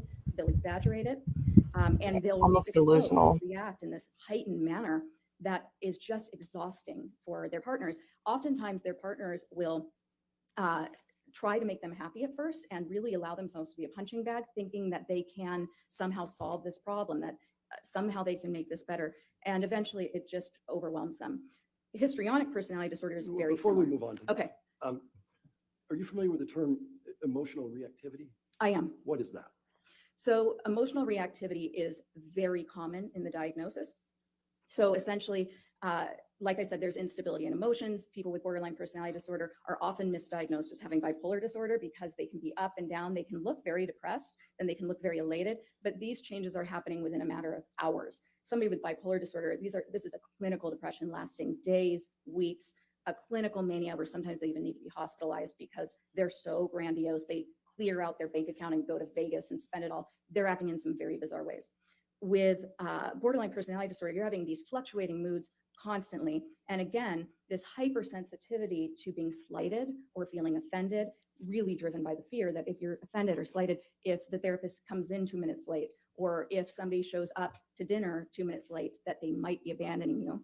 And it's not as if the borderline is considering themselves abandoned in that moment, but they just know that they have this overwhelming emotion, and there are no attempts to control that emotion. There are no attempts to regulate it. So if they're in the middle of the restaurant and they feel offended, they're going to start the fight. People are going to see it, or they might just start crying or break down, but they'll make a lot of accusations. And that reactivity is when you're going to see a lot of this escalation of bizarre behavior. They can react violently. They can react aggressively. They will often physically prevent their partner from trying to leave if their partner wants to get space from all of this intense emotion. And oftentimes they will be abusive to their partners in these situations. Sometimes they'll physically restrain them from leaving and become injured that way. But also, people with borderline personality disorder, it seems to be a predictive factor for women who implement violence against their partner. And one of the most common tactics that they'll use is actually physically assaulting and then getting harmed themselves. But mostly, we call this administrative violence. So essentially, this is saying that they'll make threats using the legal system. So they might say that they are going to file a restraining order or claim abuse, or they might do these things to essentially try to keep their partner from leaving. In the moment, again, they're not consciously thinking, I'm going to keep my partner from leaving right now.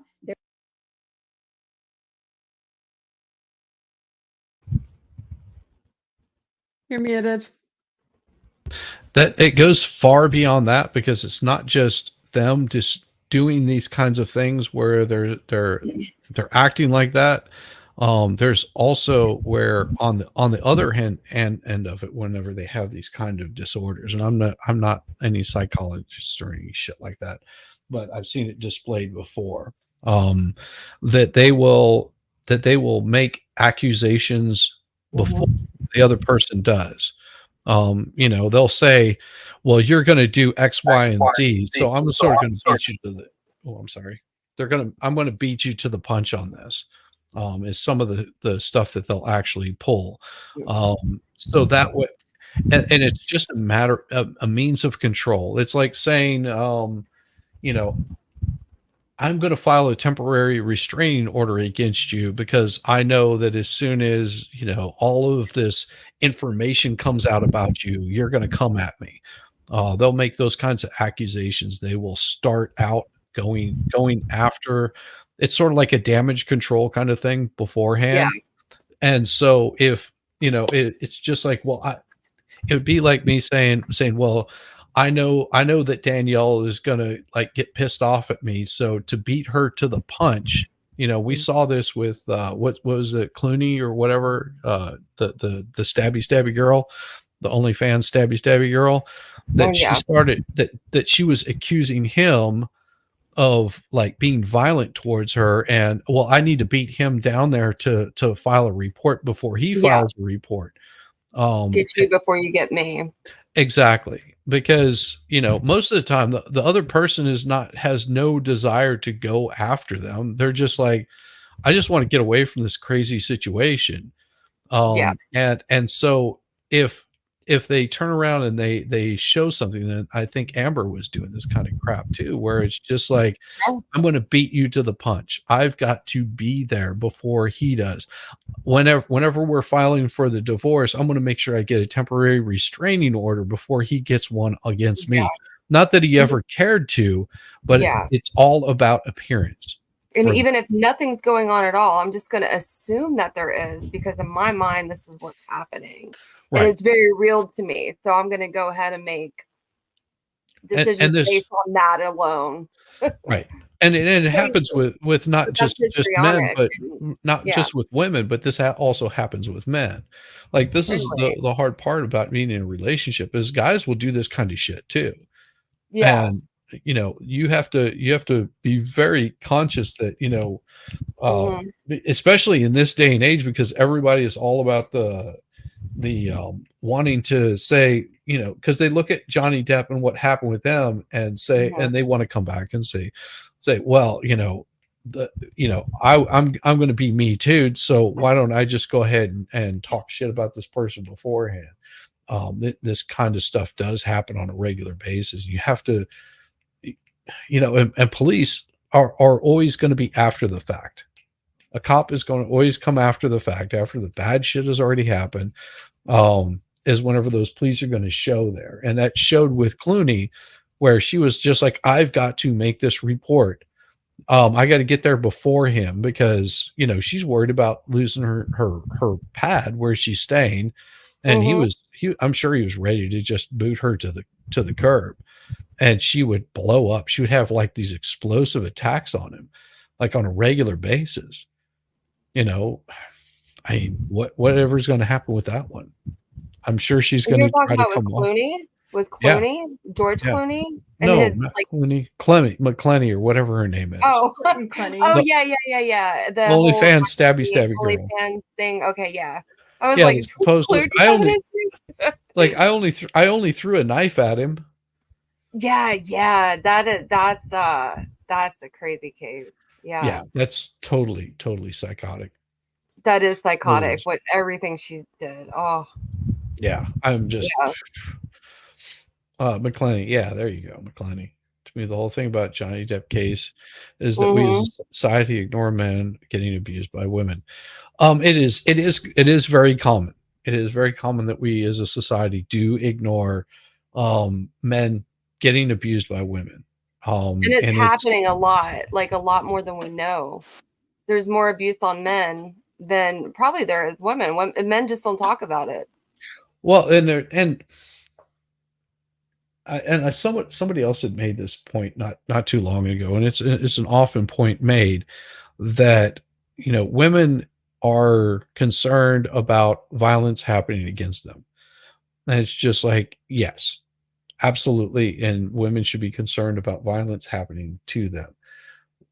Who perpetuates most of the violence? Men. And men will also perpetuate violence against other men. You're not unique in that. Whereas women can tend to be a little bit more vulnerable. I had a manager of a pizza place that I worked at that was robbed at gunpoint. And she was strapped to a chair, and the only thing that was going through her mind is, now I'm under their control and they can do to me whatever they want to me. Where that wasn't what was going on in their mind. In their mind, we're just trying to get some money and we just have to get this person out of the way. But she becomes vulnerable. Like, these guys have the capability, now that I'm tied down, they can completely take advantage of me and there's nothing that I can do.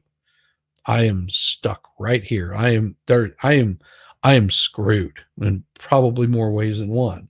Nothing happened to her, but immediately she went and got a firearm, and she was just as leftist as she could possibly be, like totally amendments. But whenever that happened to her, she went and got her a firearm and she got trained on it. She actually went to Afghanistan.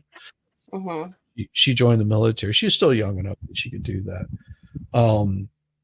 I was off that day. Whenever I heard about it, I was just like, well, we need to do something about this because we don't want this to ever happen to you again. Sure. And I mean, but it wouldn't be, but guys wouldn't think about that whenever we're like being tied down. We're thinking, oh great, they're going to end my life and there's nothing I can do about it. Whereas women are like, no, they're going to do something to me that, and keep me living. Like, I would rather be dead than this kind of thing, but that's neither here nor there. We won't talk about that anymore. It's horrible. What was that? Your ex-wife used to throw shit at you and hit you all the time. I didn't say shit because she was too small to do any damage. Yeah. But all it would take is just finding you in the right spot at the right time. All she wrote, you're done. It's those horrible. small women, I tell you, they're feisty. Well, my mom was feisty, and if you ever watched the dynamic between two men, one that's very small and one that towers over them, like picture someone that's a 5'6", 5'7" man, and you got a 6'7" man. Have you ever seen the reaction that some of those guys have towards each other?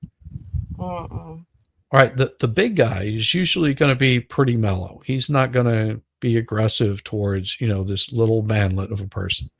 He's just going to go, yeah, okay, whatever. You've got something against me or whatever. They're just usually very, very chill. But the smaller men, they tend to get very aggressive, very angry, and go after the bigger guy. They like want to pick out the biggest target. It's some alpha male kind of bullshit or something. I don't know what the fuck it is. But I mean, I would see that a lot in bars where the little dude would start the fight with the big guy. You know, it's weird. You're 6'3" and she was 5 foot, and yeah, it can be very dangerous. You know, yeah, their fists don't hurt, but that's not all that they can do. I'm just saying. Yeah, it's just the voice alone, the mean words. I think that hurts a lot of people worse than anything. Is just the emotional, the mental agony and abuse that a woman can inflict. Like if you have a sharp tongue, that can like strike a man down like quicker than anything. Yeah, especially if he hasn't done anything to deserve it. Exactly. Yeah. Yeah. You're very right. They're just thinking, I can't stand this. I hate my partner. They went from idealizing to suddenly devaluing because of the hurt, and they'll do anything to express that big emotion of anger. She said it right there. Mm-hmm.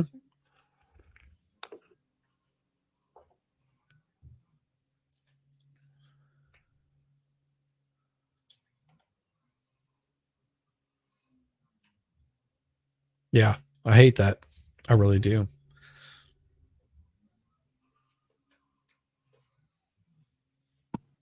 Oh, I hate that too. Sorry, Benjamin.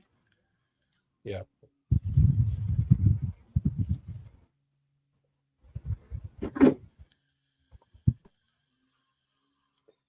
Yeah, Elaine, I am almost guaranteeing it's just like, can we stop her testimony because she is destroying us?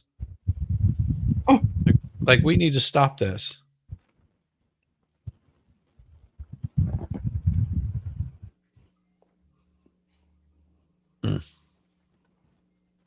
So insane. The amount of it continues on. Yeah. Emotional reactivity. Thank God for Dr. Curry, though. What, if any, emotional reactivity did you observe in your review? Let's do this one at a time. Okay. So there were a couple indications to me. First, I can sort of think about it with the treatment records. So particularly Dr. Cohen Connell's, am I getting the name right? I feel like for some reason in my mind, I might have just reversed it. But Dr. Cohen's records, I did reverse it. He actually refers to this reactivity quite a bit and to Ms. Heard's temper. And that temper is often branded or being hot-headed is. Guess who just showed up? Right there. Little pink dress. The girl from everybody was saying wanted the boob window. Well, there she is. Like boob window showed up. Speaking of boob window, guess what I just got in the mail? Oh, did you get a boob window? I did. Caitlin sent me a package. Oh, that's awesome. That's awesome.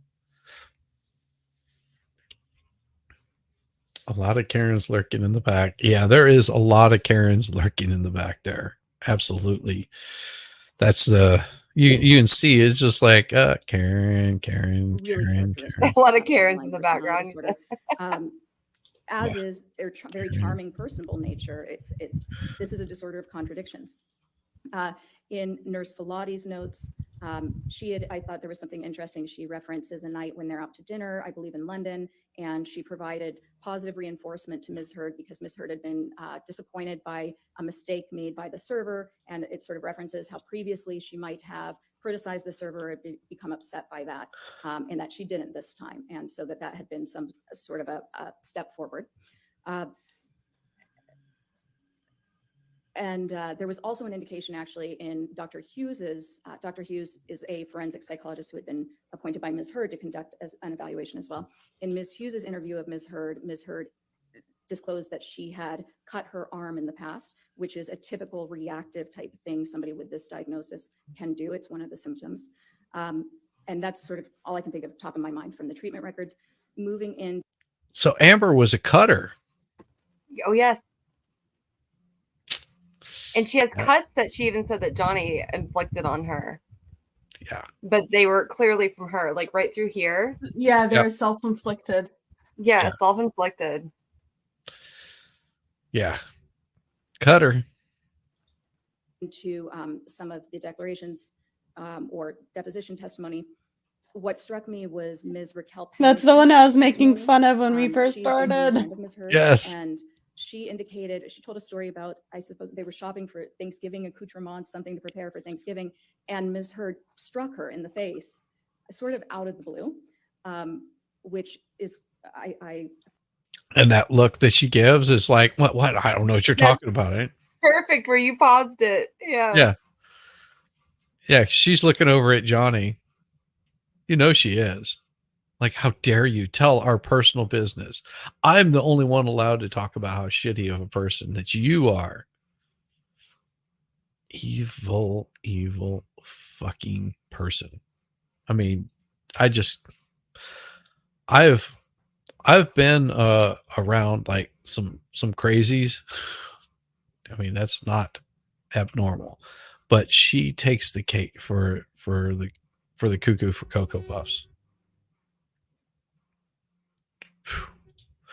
thought was interesting because that is one of those signs of borderline personality disorder where if a friend or a loved one isn't meeting your needs in that moment, people with borderline personality disorder can be very caring in their relationships as long as their needs are being met. They feel that their needs should be met when they want them met at a specific level. And if they're not, then that anger, that sense of harm causes them to react. So the striking Ms. Pennington per Ms. Pennington's report in the declaration or the testimony, I thought was pretty consistent. And then Ms. Heard's own self-descriptions. Okay, I'm gonna ask you a question about, Sure. You indicated Ms. Pennington was a former friend of, Yes. of Ms. Heard. Is there a relationship between borderline personality disorder and intimate relationships? Yes. So the instability definitely translates to their relationships. You'll see relationships start very intensely. People will, somebody with borderline personality disorder perceives the relationship as extremely close.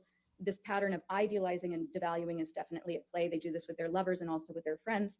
And so this might be the perfect person, their perfect soulmate friend, perfect soulmate partner, and their engagement. Their twin flame. I could see her joining that group. The relationship is very alluring, very charming to the other person. And so initially everything seems great. But what occurs is that reality sets in. People are not perfect, even when we have a lot in common with them. Whereas most of us can accept somebody as a whole, somebody who has a little bit of flaws and still think this is my great friend who always constantly running late for dinner. The person with borderline personality disorder, things are in these extremes, it's black and white, we call it splitting. And so that person goes from being idealized, the perfect person, to dumpster. They are totally devalued. They are the worst friend. They don't care anything about me. I have better people around. And then there will be a repair because the person with this disorder does feel remorseful after they have these reactions, angry, tell their friend off. But over time, it wears away at these relationships.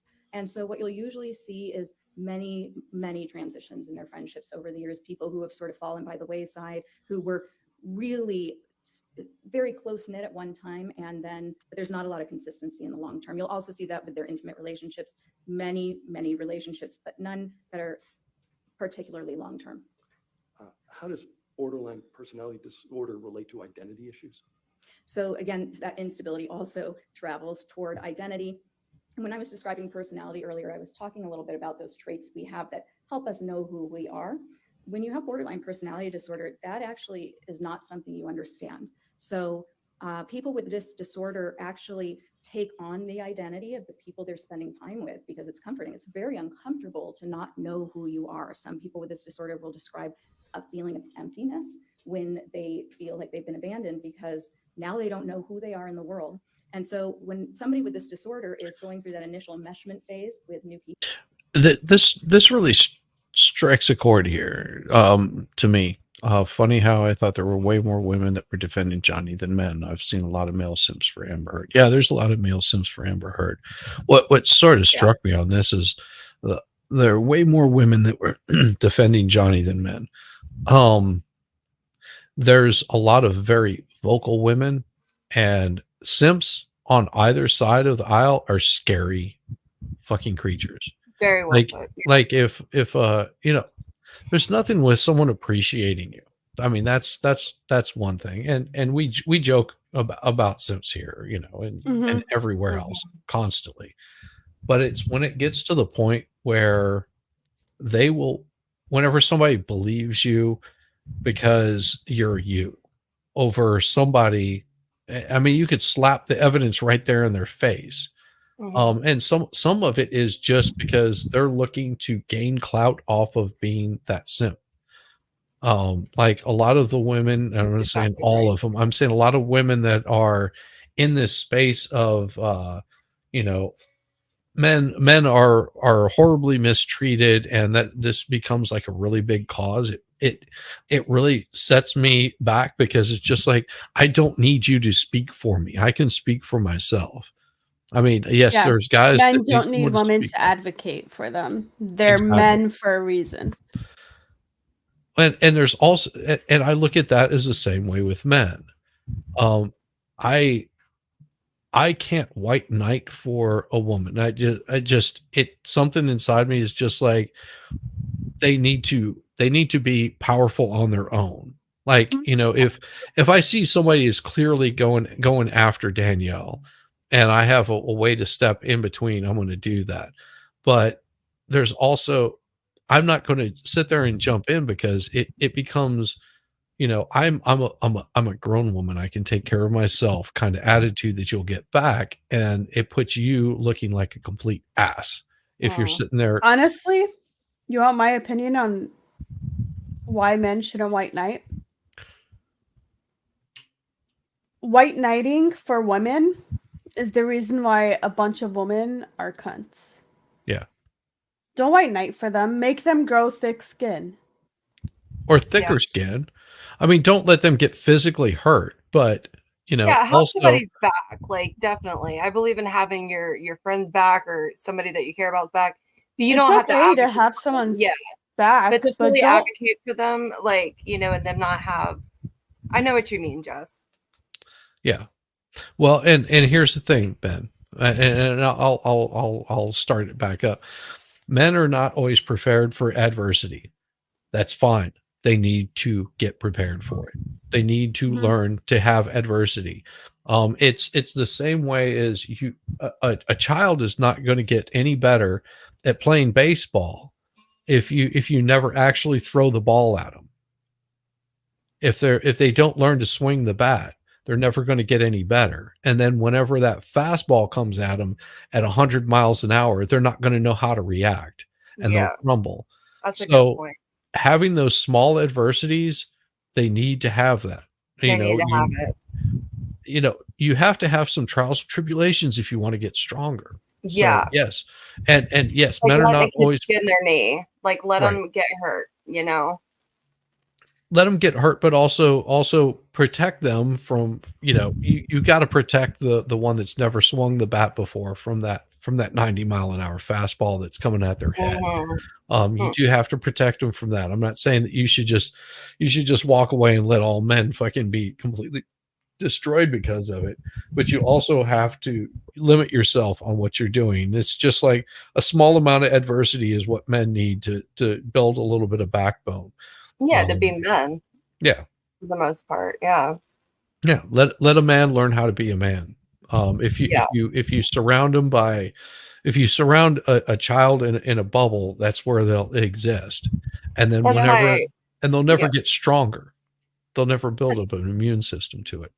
That's why it's like, you know, even though I raised my son on my own, a teenage boy, like I still, you know, that's why I find it important for him to be around my dad or his grandfather or his father, you know, because they can teach him how to do things that I can't. You know, they can be more not so sensitive when he gets hurt. As, you know, when he used to like skin his knee, I had to learn to be the man in the situation, which of course I can't be that. I can't play that role because I'm not a man, but I wouldn't react to it as much, you know. And I would try to just not be so sensitive and just be like, all right, get up, dust yourself off, you know, is how I'd be with him. But there's also points in his life where I can't give him certain talks or certain, you know, that only a man could do for him.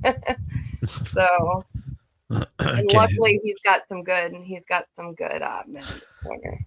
Well, and that is, because I was raised by a single mother, and there was a lot of things that I didn't learn, as a young child. Yeah. And but my mother was mean as fuck. So whenever I went in the military, having a drill sergeant yell at me was just like, oh wow, you're nothing compared to my mother. She would actually put hands on me. You're not allowed to do that. But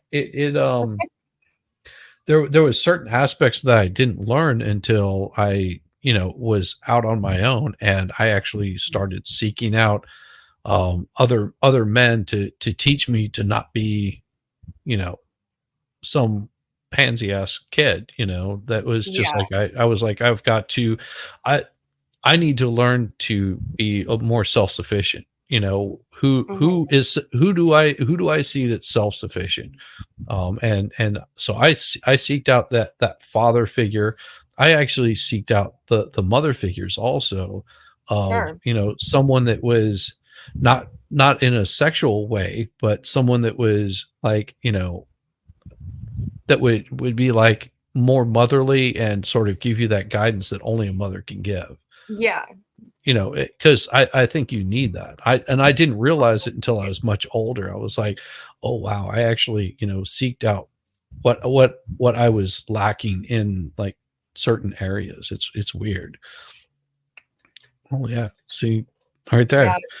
Grew up without a dad throughout your teenage years and older in therapy. Now I'm learning I have very knotted hatred deep down to some men in my life who try to assume a father role. Yeah.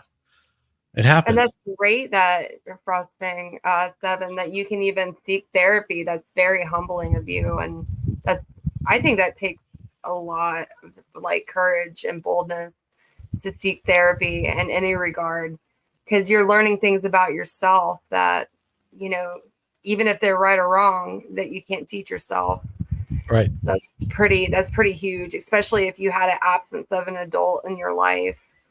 So that's pretty huge. It is. I like this. Just teaches you not to be a pansy ass. Likewise, she teaches me the same as a friend. She's taught me, like, I learned from her not to be a pushover and to have thick skin. So she's a good influence on me as well, too. Yes, absolutely. Yeah, for sure. I lean on her for that. Yeah, Jess will tell you, go fist yourself. Yeah. Serious. She does it. She does it all the time. Like you don't like it. Well, Fist yourself, you fucking idiot. Exactly. She's just like, I don't give two shits.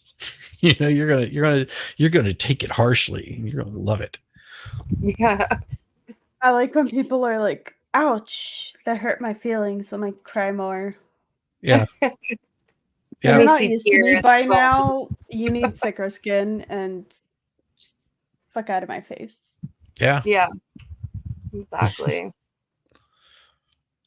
It's harsh. And they're idealizing them. They often will take on the identities of those people. So they may mimic them in a lot of ways. They might mimic the way they dress, their interests, the way they talk. And for this reason, the people around somebody with this disorder kind of from the outside may feel like, wait, I thought you were this way. Now you're advocating for this, and this is your new main interest in life, or the thing you're throwing yourself into all completely. Music tastes might change, hobbies will change, the way they dress. In addition to borderline personality, Everything that Amber does. Diagnosed another. Yes, exactly. She nailed it. So, histrionic personality disorder. And these are really two sides of the same coin. They belong to the same cluster. We call these clusters. It's a way to organize personality disorders in that DSM. And this cluster is described as the personality disorders that are dramatic, erratic, and emotional. Okay, so unpredictable, but really having to do with emotions and relationships. They're very similar. Whereas I was saying that borderline personality disorder, a lot of the key features that you're going to notice are instability.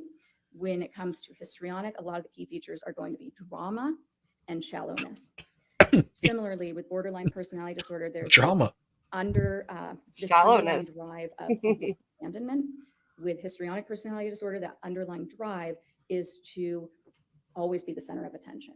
Because if you don't have that attention on you, it feels similarly to borderline personality disorder. You feel pretty empty, like you don't have that sense of being or value. Okay. So whereas borderline personality disorder might have more of the visible reactivity if somebody seems to be leaving, with histrionic personality disorder, what you're going to see is extreme discomfort with not being the center of attention, extreme efforts to be the center of attention. And when they feel that they're not the center of attention, you will see some strange things, making up stories to try to get attention, often taking on a victim or princess role. Those two roles in particular are pretty consistent, seeking caretaking. Borderline personality disorder is similar because with borderline personality disorder, these shifts of identity and the splitting, you might see somebody go from being, in the DSM, it describes it as a needy supplicant of help, seeking the perfect caretaker, to suddenly being the avenger against injustice or thinking that their partner is a terrible person. With histrionic, what you'll see is somebody who wants to be the center of attention, has sort of that impressionistic speech, very flowery, very enthusiastic, but nothing's really being said. The moment your attention wears away because they're so demanding for attention, that's when they might take the victim role or the princess role and even make up stories. Sometimes those stories are to bolster the victim role. Sometimes those stories are just to make them look more interesting or accomplished in their mind so that they can get respect and attention that way. Is there a relation between histrionic personality disorder and attractiveness? There is, strangely, and this is always one of the trickiest things to talk about. How is that a symptom? But characteristically, people with this disorder are very, very interested in looks, but more importantly, they utilize their looks to get that attention, to get that respect that they're seeking. And so this type of a personality might be flirtatious with everybody. Characteristically, they actually couldn't even be subtly, and when I say flirtatious, I'm not talking overtly sexy, but kind of inappropriately flattering. Sometimes they act in a kind of a girlish way to be cute and to engender attention. And this will even occur in their therapy relationships as a way to sort of avoid getting negative feedback or criticism. Oftentimes they'll bring the therapist gifts or be distracting if they engage in therapy. Because they just don't want any criticism. They want the therapist to like them. See, I'm just outright sexual. That's all. There's no subtlety in my shit. Does the intelligence of the affected person bear on the manner in which these disorders present? Excuse me, I choked a little bit water. Oh yeah, choke on it, Dr. Curry. Yes, and I think one way to think about it that's probably a little more accurate than just intelligence is, in psychology, we would describe this more as sophistication. So street smart, so to speak. The way, for instance, I've had many clients who have borderline personality disorder who are messy and really clearly suffering. And they might be difficult and all over the place and yell at you in the middle of a session, but it's so, it's not tailored. It's so much easier to work with because of that just openness and rawness of it, genuineness. Sometimes you'll have a more sophisticated presentation. There are 9 symptoms and only 5 have to be met. So there are a lot of different combinations and different ways it can present. And sometimes you'll have more of a petulant version of this where it really shows when you push the button and you're kind of, whoa, what was that? So somebody who's really productive, high functioning, successful, and you get to know them and you think they're fantastic because they're so interested in you too. And you might not realize it, but they're mimicking you perfectly. So you're really just kind of falling in love with this new friend who is being you. But then all of a sudden, you say something that they think is offensive and you can't, even in your wildest thoughts, understand how that could have offended somebody, but their reaction is so strong that you kind of buy into it. Gosh, maybe I did say something offensive, Giga Jess. and you feel bad about it. So that sophisticated version, they can be a little bit more calculated in the way they present. A Giga Jess is a female version Yeah, of a Giga Chad. Jess. Got to be a Giga Jess. So you're wondering what the female version of Chad is? Giga Jess. Right here. That's Giga Jess. Like, she has got the Giga Jess energy. Yeah. Oh, yeah. She will take you down. She will crush your soul between her thighs. She will just wrap them around your neck and crush every little bit of love that you have in your heart. Giga Jess. Better than anything you've ever had. Be careful of Giga Jess. They will crush you. Oh, yeah. Oh, yeah. Doc has Giga Jess energy. Yes, she does. Yes, Amber's thinking, who the fuck does this guy think she is, describing me down to a T? And she has that look too. Oh God, yes, she does. She is just like, you can see it in her face. And you notice that Court TV did not have her face on there because the reactions were just like, not me. Who's she describing? I know bitch ain't describing me. I'm gonna take that shit. We'll meet out in the back corner, just like somebody else said here. It's just like, geez, I hope this lady left with security. I feel like a cat fight would erupt in the hallway with either her or Amber support her. Yeah, it's vicious. Kind of hit you where it hurts a little bit more. And they can be actually very, very destructive. What conclusions were you able to draw about Miss Heard's sophistication from her testing? Well, from her testing and from her presentation, she was very likable, but her testing in particular showed that she approached it in a manner that, remember I told you about those scales that are pretty neat.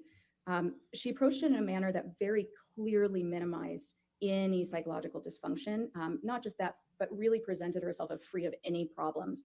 And she did so in a way that was very, very sophisticated, not obvious, by responding to questions that most people might not notice were trying to detect that. How did you determine that? So not Jessica, Giga Jess. There's a big difference. There's Jess and there's Giga Jess. Yeah, you don't mess with Giga Jess. Jess is kind and gentle, loving, caring. Well, Sometimes. as much as she can be, as much as she wants to be. But Giga Jess Depends on As much as she wants to be. it depends on how you treat me, you know? You decide your fate. Yeah, she's like that book where you open it up and it's like pick your own adventure. You go down the wrong path, yeah, then you're gonna meet Giga Jess. Giga Jess is like the head boss that you gotta get past. Does she turn green? No. No, I turn red. No, she just gets hotter, that's all. that's based on a particular scale on the Ross MSCI Fink. that is Jessica, choose your own destruction, a type of reloaded. responding that's There you go. clever, a little bit more sophisticated, minimizing problems in a way that most lay people probably wouldn't understand. She's like a pick your adventure, except that every ending is calling me gay. Pretty much. I think I call him gay at least like once or twice a day. Not gonna Oh lie. yeah. You have to. I mean, what else are you gonna do? I mean, you just Why are you gay? Who says I'm gay? You are gay. Yeah. That's Pretty much. Pretty much. Yep. So I think it probably presents mostly, or you'd see the bulk of it in intimate relationships because of that regular interaction and the desire for your partner to meet all of your needs, to be the perfect caretaker. Everybody call me The hallmark of it sort of displays Okay, of Lefty. idealizing, devaluing, and the perceiving of all sorts of Gay. mutual events as somehow demeaning or disrespectful. It's regular escalations of anger, frustrated complaints, criticisms of your partner. But because the person with borderline personality disorder, first of all, they're more sensitive to things, they feel distress more strongly, and then that distress lasts longer. So these types of blow-ups go on forever, and they're very cyclic. It feels like you just can't get a resolution, and eventually the partner will try to leave, will want to leave to take a break. It wears them down, and that's when the borderline might explode and act very aggressively or violently to try to prevent them from leaving.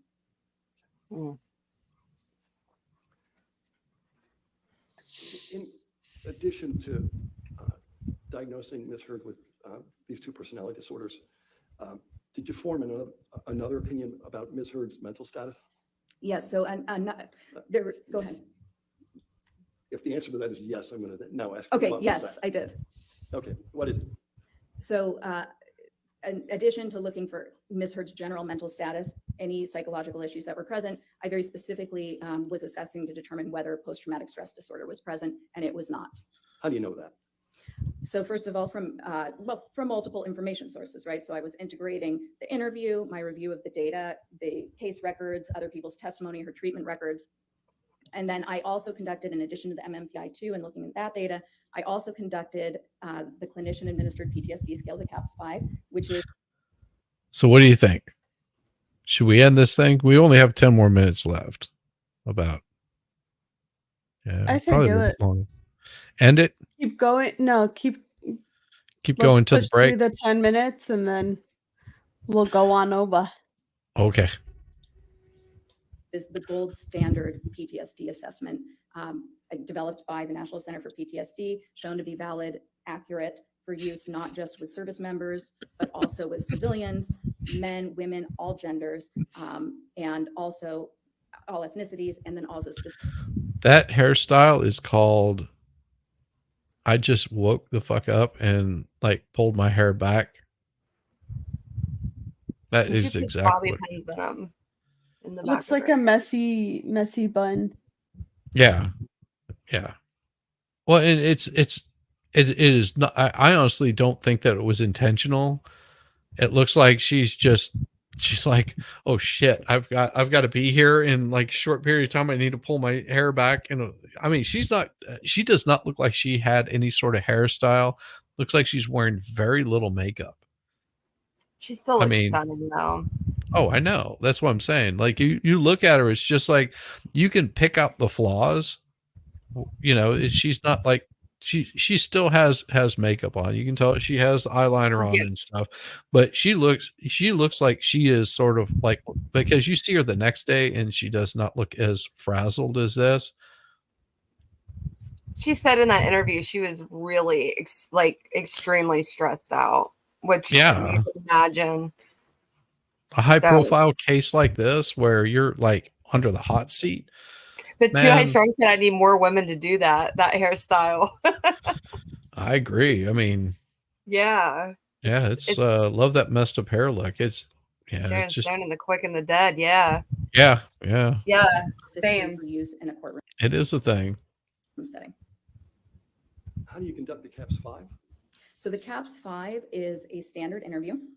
What that means is that it's an interview with very clear questions that are scripted, and you ask those same questions every time you test a person. So because you're doing that, you're actually taking something that would typically be kind of subjective, an interview with somebody, and you're making it more objective. When you ask those same questions in the same way, every time somebody's assessed with this, now you can apply a scoring protocol and actually score their responses.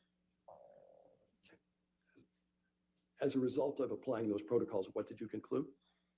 Ms. Heard did not have PTSD, and there were also pretty significant indications that she was grossly exaggerating symptoms of PTSD when asked about them. How did you make that latter conclusion? Oh yeah, we like that one too. One of the strengths of this test, as I mentioned, the important thing about any test used when you're doing an evaluation in forensics is to make sure that the person is responding accurately. And this test does that by not just asking people whether they have a symptom, but asking follow-up questions that draw out very detailed accounts of every single symptom of PTSD. And when you're really familiar with this disorder, which you need to be to administer this test, there are nuances in the way a person will describe their symptoms that have been shown repeatedly to indicate exaggeration or faking. There are also indications when somebody is clearly giving you a genuine response. What, if any, symptoms of PTSD did you observe in Ms. Heard? So there are 20 kind of core symptoms that somebody can manifest with PTSD. You don't have to have all of them. Ms. Heard initially said that she had, in the first question, you say, do you ever have this? Before you get to the more nuanced follow-up questions. When I asked that first question on each item, she initially said, yes, I have that, to 19 of the 20 symptoms. That's not typical even of somebody with the most disabling form of PTSD. When we eventually sort of dialed it down, she had 3 remaining symptoms. And having symptoms of any disorder is common for all of us. Some of us struggle with sleep. Some of us get anxious. It could be several different disorders. It could just be that you have this struggle in your life. But she had 3 specific symptoms that I scored as present. Off the top of my head, I might miss one, but one was sleep disturbance. So she reported that she has frequent nightmares. Another one was that she said that she tends to have a startle response. So if she gets startled or surprised. Frequent nightmares, so she has dreams of herself. Okay. A startle. Yeah, she woke for up. a while, and that's consistent with a couple of things. It can She woke She's up. like, I saw myself. Yeah, I looked in the mirror and who is that ugly person there that looking back at me? They're so evil. I don't like it. They're evil. The evil gonna hurt me. be consistent with PTSD if other criteria are met.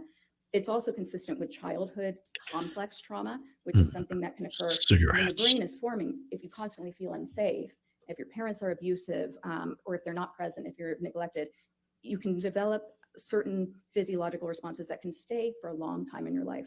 So I noted that seemed like a very genuine, accurate account where she stays in this state of hyper arousal. Love has that. a hard time calming down if she gets surprised. You mentioned I'm coming to take you away. Oh my, I'm coming to take you away. Oh my. nightmares as well. Yes. Did she recount for you the nature of the nightmares? So they were vague. She indicated that she has recurrent nightmares and that she feels as though she's being held down. And there was some conflict in that account because even though that could be a PTSD symptom, it is fairly vague, but I still scored it as present. And in her initial treatment with with Dr. Bonnie Jacobs, which I believe started before she began dating Mr. Yeah, Depp, Lefty. I've she done that indicated before. to Dr. Jacobs, according to Dr. Jacobs's notes, that she was having repetitive nightmares back then and that they were related to her childhood trauma. And so that came up several times in the notes. Dr. Jacobs kept mentioning that. Thank you. What is feigning? Feigning is essentially faking or exaggerating symptoms that aren't present. Does the CAPS-5 control for that? It doesn't necessarily control for it. It can expose it by And drawing out. how does that work? Because you're not just simply handing the person a checklist that says, here are all the symptoms of PTSD. Why don't just check off the ones you have, which clearly, if you're trying to look like you have PTSD, you would just check them all. The CAPS-5, because it requires them to describe in detail how they experience the symptom, where it shows up, what it looks like, what sort of examples they can give you, how many times it's happened in the last couple of weeks, how many times it's happened in the last month. By the end of each symptom, you've gotten a very good picture of a couple things. One, does it meet the definition of the symptom? Are they getting it right? Is this actually the symptom, or are they kind of confusing this with something else? Number two, are they giving you very vague accounts? Are they giving you kind of a stereotyped idea of what the symptom is based on media or movies or something that actually is completely different from genuine experiences of the symptom? Or are they giving you a very genuine, heartfelt, sometimes minimizing, but it's ticking all the boxes, their mannerisms while they're describing it, the actual very specific, very nuanced symbolic ways they're describing it. A lot of times it smells, it sounds, that all appears in genuine accounts. And it's something that people really get wrong when they're feigning. Well, that sucks. When I got diagnosed with PTSD, they had to talk me into it because I didn't believe them. I only really get panic attacks and night terrors. Sometimes it's more annoying than debilitating. Yeah, I mean, and you know, that's the thing is like sometimes doctors will push diagnoses on patients that don't need that kind of diagnoses. I mean, that's the hard part about it, you know, but I agree with you. I mean, it's like me, I don't have any sort of PTSD at all that I know of. I mean, if I did at some point in time, I've sort of gotten over it, and I talk about those kinds of things like openly that, you know, no, it's just me. But, you know, it's not anything that is debilitating. So I can understand where you say that. Absolutely. In addition to your conclusion that Ms. Heard does not have PTSD, did you make a conclusion with respect to her symptoms? Yes, actually I did. So, just because somebody doesn't have PTSD doesn't mean that they weren't harmed psychologically by whatever is being alleged. In this case, Ms. Heard is alleging that she was psychologically harmed and that she suffered PTSD because of abuse that she alleges occurred by Mr. Depp. So I also, the MMPI-2 is helpful because it shows you kind of everything, any other symptoms. And then in Ms. Heard's own self-report and her prior treatment records, I knew that she had reported to me that she had had some other symptoms. So now what becomes really important is determining, and let me clarify one thing here, not so much a diagnosis, but did she start to experience symptoms during the relationship and after? Did they worsen after? Or could these types of symptoms or reports be explained by other factors? A, by feigning, B, by pre-existing conditions, or C, by other stressful life events that might have occurred. So the main symptoms that I was looking at didn't meet criteria for PTSD, right? There was also, substantial evidence of this sort of emotional dysregulation, emotional disorganization, the shallowness, the traumatic affect. Now, when you have a lot of childhood trauma, you can actually have some similar type presentation in adulthood. There are some differences though, but also that's not something that would have occurred after this relationship. So now I was looking at, are there indications that these types of things that she's described, this transient anxiety, the issues with sleep, were these there prior? And sure enough, Ms. Heard, in her own self-report, stated to me that when she first got to LA, she was seeking treatment for, in her words, blanket anxiety and depression. She also reported that she was taking medications. In general, none of them were helpful. That's actually very typical of borderline personality disorder. Medications typically aren't very helpful for somebody with a disorder. They really need an intensive, lifelong type of therapy, which is not necessarily as relevant to this. But interestingly also, people with borderline personality disorder often respond really positively to stimulant medications that are given for ADD or ADHD. And in one of Nurse Filati's notes, she reported that Ms. Heard told her that none of the medications were working for her except for one Provigil, which is often prescribed as stimulant medication. And I just thought that was interesting and sort of consistent with more of these lifelong personality disorders that aren't necessarily caused by a harm That is by interesting. any allegations, but have been there and will remain there. Exactly. hopefully. She's taking The something other, she might not issue- need, but that the she anxiety, she had already indicated that that had been there prior, wants. but the form of the anxiety. So looking at Dr. No, that's not what she was saying. She was saying that because people with borderline these kinds of disorders, Okay. it actually helps them. The stimulants help them. Yeah. But And- that's what she was more opposed to taking was the stimulant, even though she didn't need a certain, I think it was a certain, that's how I took it, a certain kind of them. But the stimulants, she would take those, even though they weren't needed for what she was. I don't know. I'm getting confused. What did you take it as?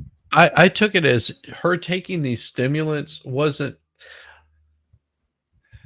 If you have PTSD, there's certain things that you would take to counteract those, and Yes. and if they're not having any effect on you whatsoever, more than likely you don't have PTSD, is what she's explaining. And for someone that has this histrionic personality disorder, because they are on 10 like all the time, you give them a stimulant, it does the opposite.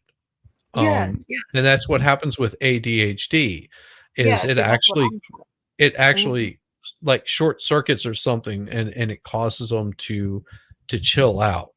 And so she was having like the kind of stuff that you wouldn't normally take for someone that has like She was taking stimulants for PTSD. right. Like when she had PTSD, she was taking a stimulant with that because she liked the uppers. Like the uppers was what her main medicine was. Like she would go towards that. She was known for uppers. Right. So she was taking a stimulant. Okay. But it's not PTSD that she had. What she had was and that's why it was working for her.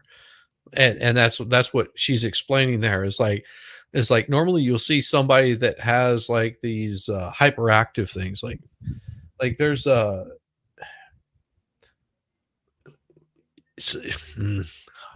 if you're really super hyperactive, the Ritalin is not something that you give to someone that is really chill and mellow. You give them something like Ritalin or cocaine, and they are bouncing off the fucking walls. Yeah. Okay, because that just it sets them up over the edge. But someone that's already up there, whenever you give that to them, it actually calms them down. It's a really weird thing. And Same. that she would go for the stimulants and to treat that stuff is what that's what she's talking about. Is like, yeah, she doesn't have PTSD. She has that personality disorder that causes these kinds of issues. Do this testing and then also looking at the scores on the MMPI. When you look at all these little combinations of the scores, you can actually learn a lot about, is the anxiety related to an event, or is this more a person who tends to be an anxious person regardless of what's going on in their life? And somebody might describe them as a worrywart. And the scores, the little combination of scores that she obtained actually indicated that it was the latter, that her anxiety tends to be separate from events and more just kind of a constant, and it comes and goes, but it's more of a trait. I have no further questions for this witness. All right. Maybe why don't we go ahead and, Ms. Brave, go ahead and have our lunch break. It might be a good idea to break it up there. Okay, I know, I can see you jumping up. All right, ladies and gentlemen, let's go ahead and take our lunch recess. Just again, do not do any outside research and don't discuss the case with anybody, okay? We'll have you back here.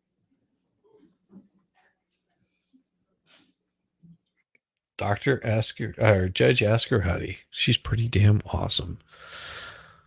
All right. Well, we'll end that there for today. So you like the print so far? You want to see a better? Oh, you're drinking. Look at that. My mom freshly squeezed juice and she just brought it in. That's why I turned off my camera. So you want to see a pretty good view of it? Here, give me just a second. I'll grab the thing. It got a lot done. Those 3D printers are so cool. I didn't know they can make doorknobs and all that. What is that? It's the Darth Vader mask that he was showing us. Remember the small one he has? Yeah, I He's making remember it the bigger. small one. Yeah. Nice. Oh. Yeah, that's what's being printed out. And see, I figured I could show it on something because this is my stream, so I can do if I want to. Yeah, wow. Heck yeah. And what I do is whenever we shut this down, I'll start the stream back up over there, recording it. It'll record for 10 hours, and then I've shortened them down to like whenever you see the actual final print coming out, it's going to be coming out like what, about 2,000 times the speed that it normally would. It's crazy. So you'll see it come together really quick whenever I'm done. Sometimes that's all we have, man. Sometimes that's all we have. Anyhow, so we're going to kick everybody over to MG Law because he's got a thing going on, and I don't know. That's all I got for you today. My brain's not all here. What about you, Jess? Anything?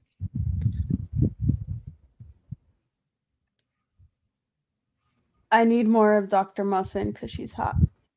Yeah. He is a hottie. Can we put her on slow? Just watch her just move about. But also, like, her analysis on point. It's spot on. It's spot on. Spot on. And, like, now I have a couple people in mind that I want to send over to her to, like, test because so many similarities. Yes. Yes. Lefty, don't tell me what to do. You're not my real mom. Fist yourself, you fucking idiot.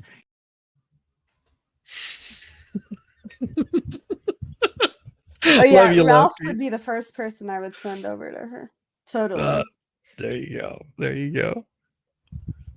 All right. Well, we're going to kick this thing off here, and we'll see you guys on the flip side. Thank you, Danielle, for joining us. Thank you for having me. You're awesome. You're awesome. And Thank you.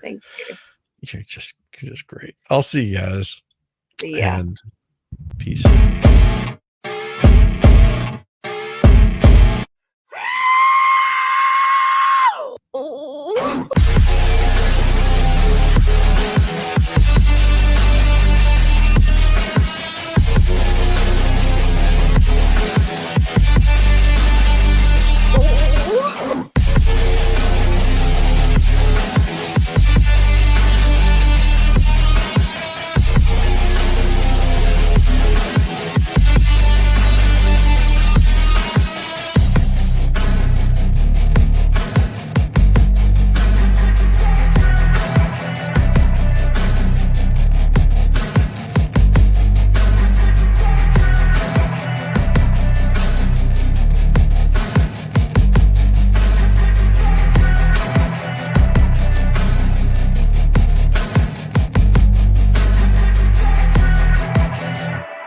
love a buttered biscuit.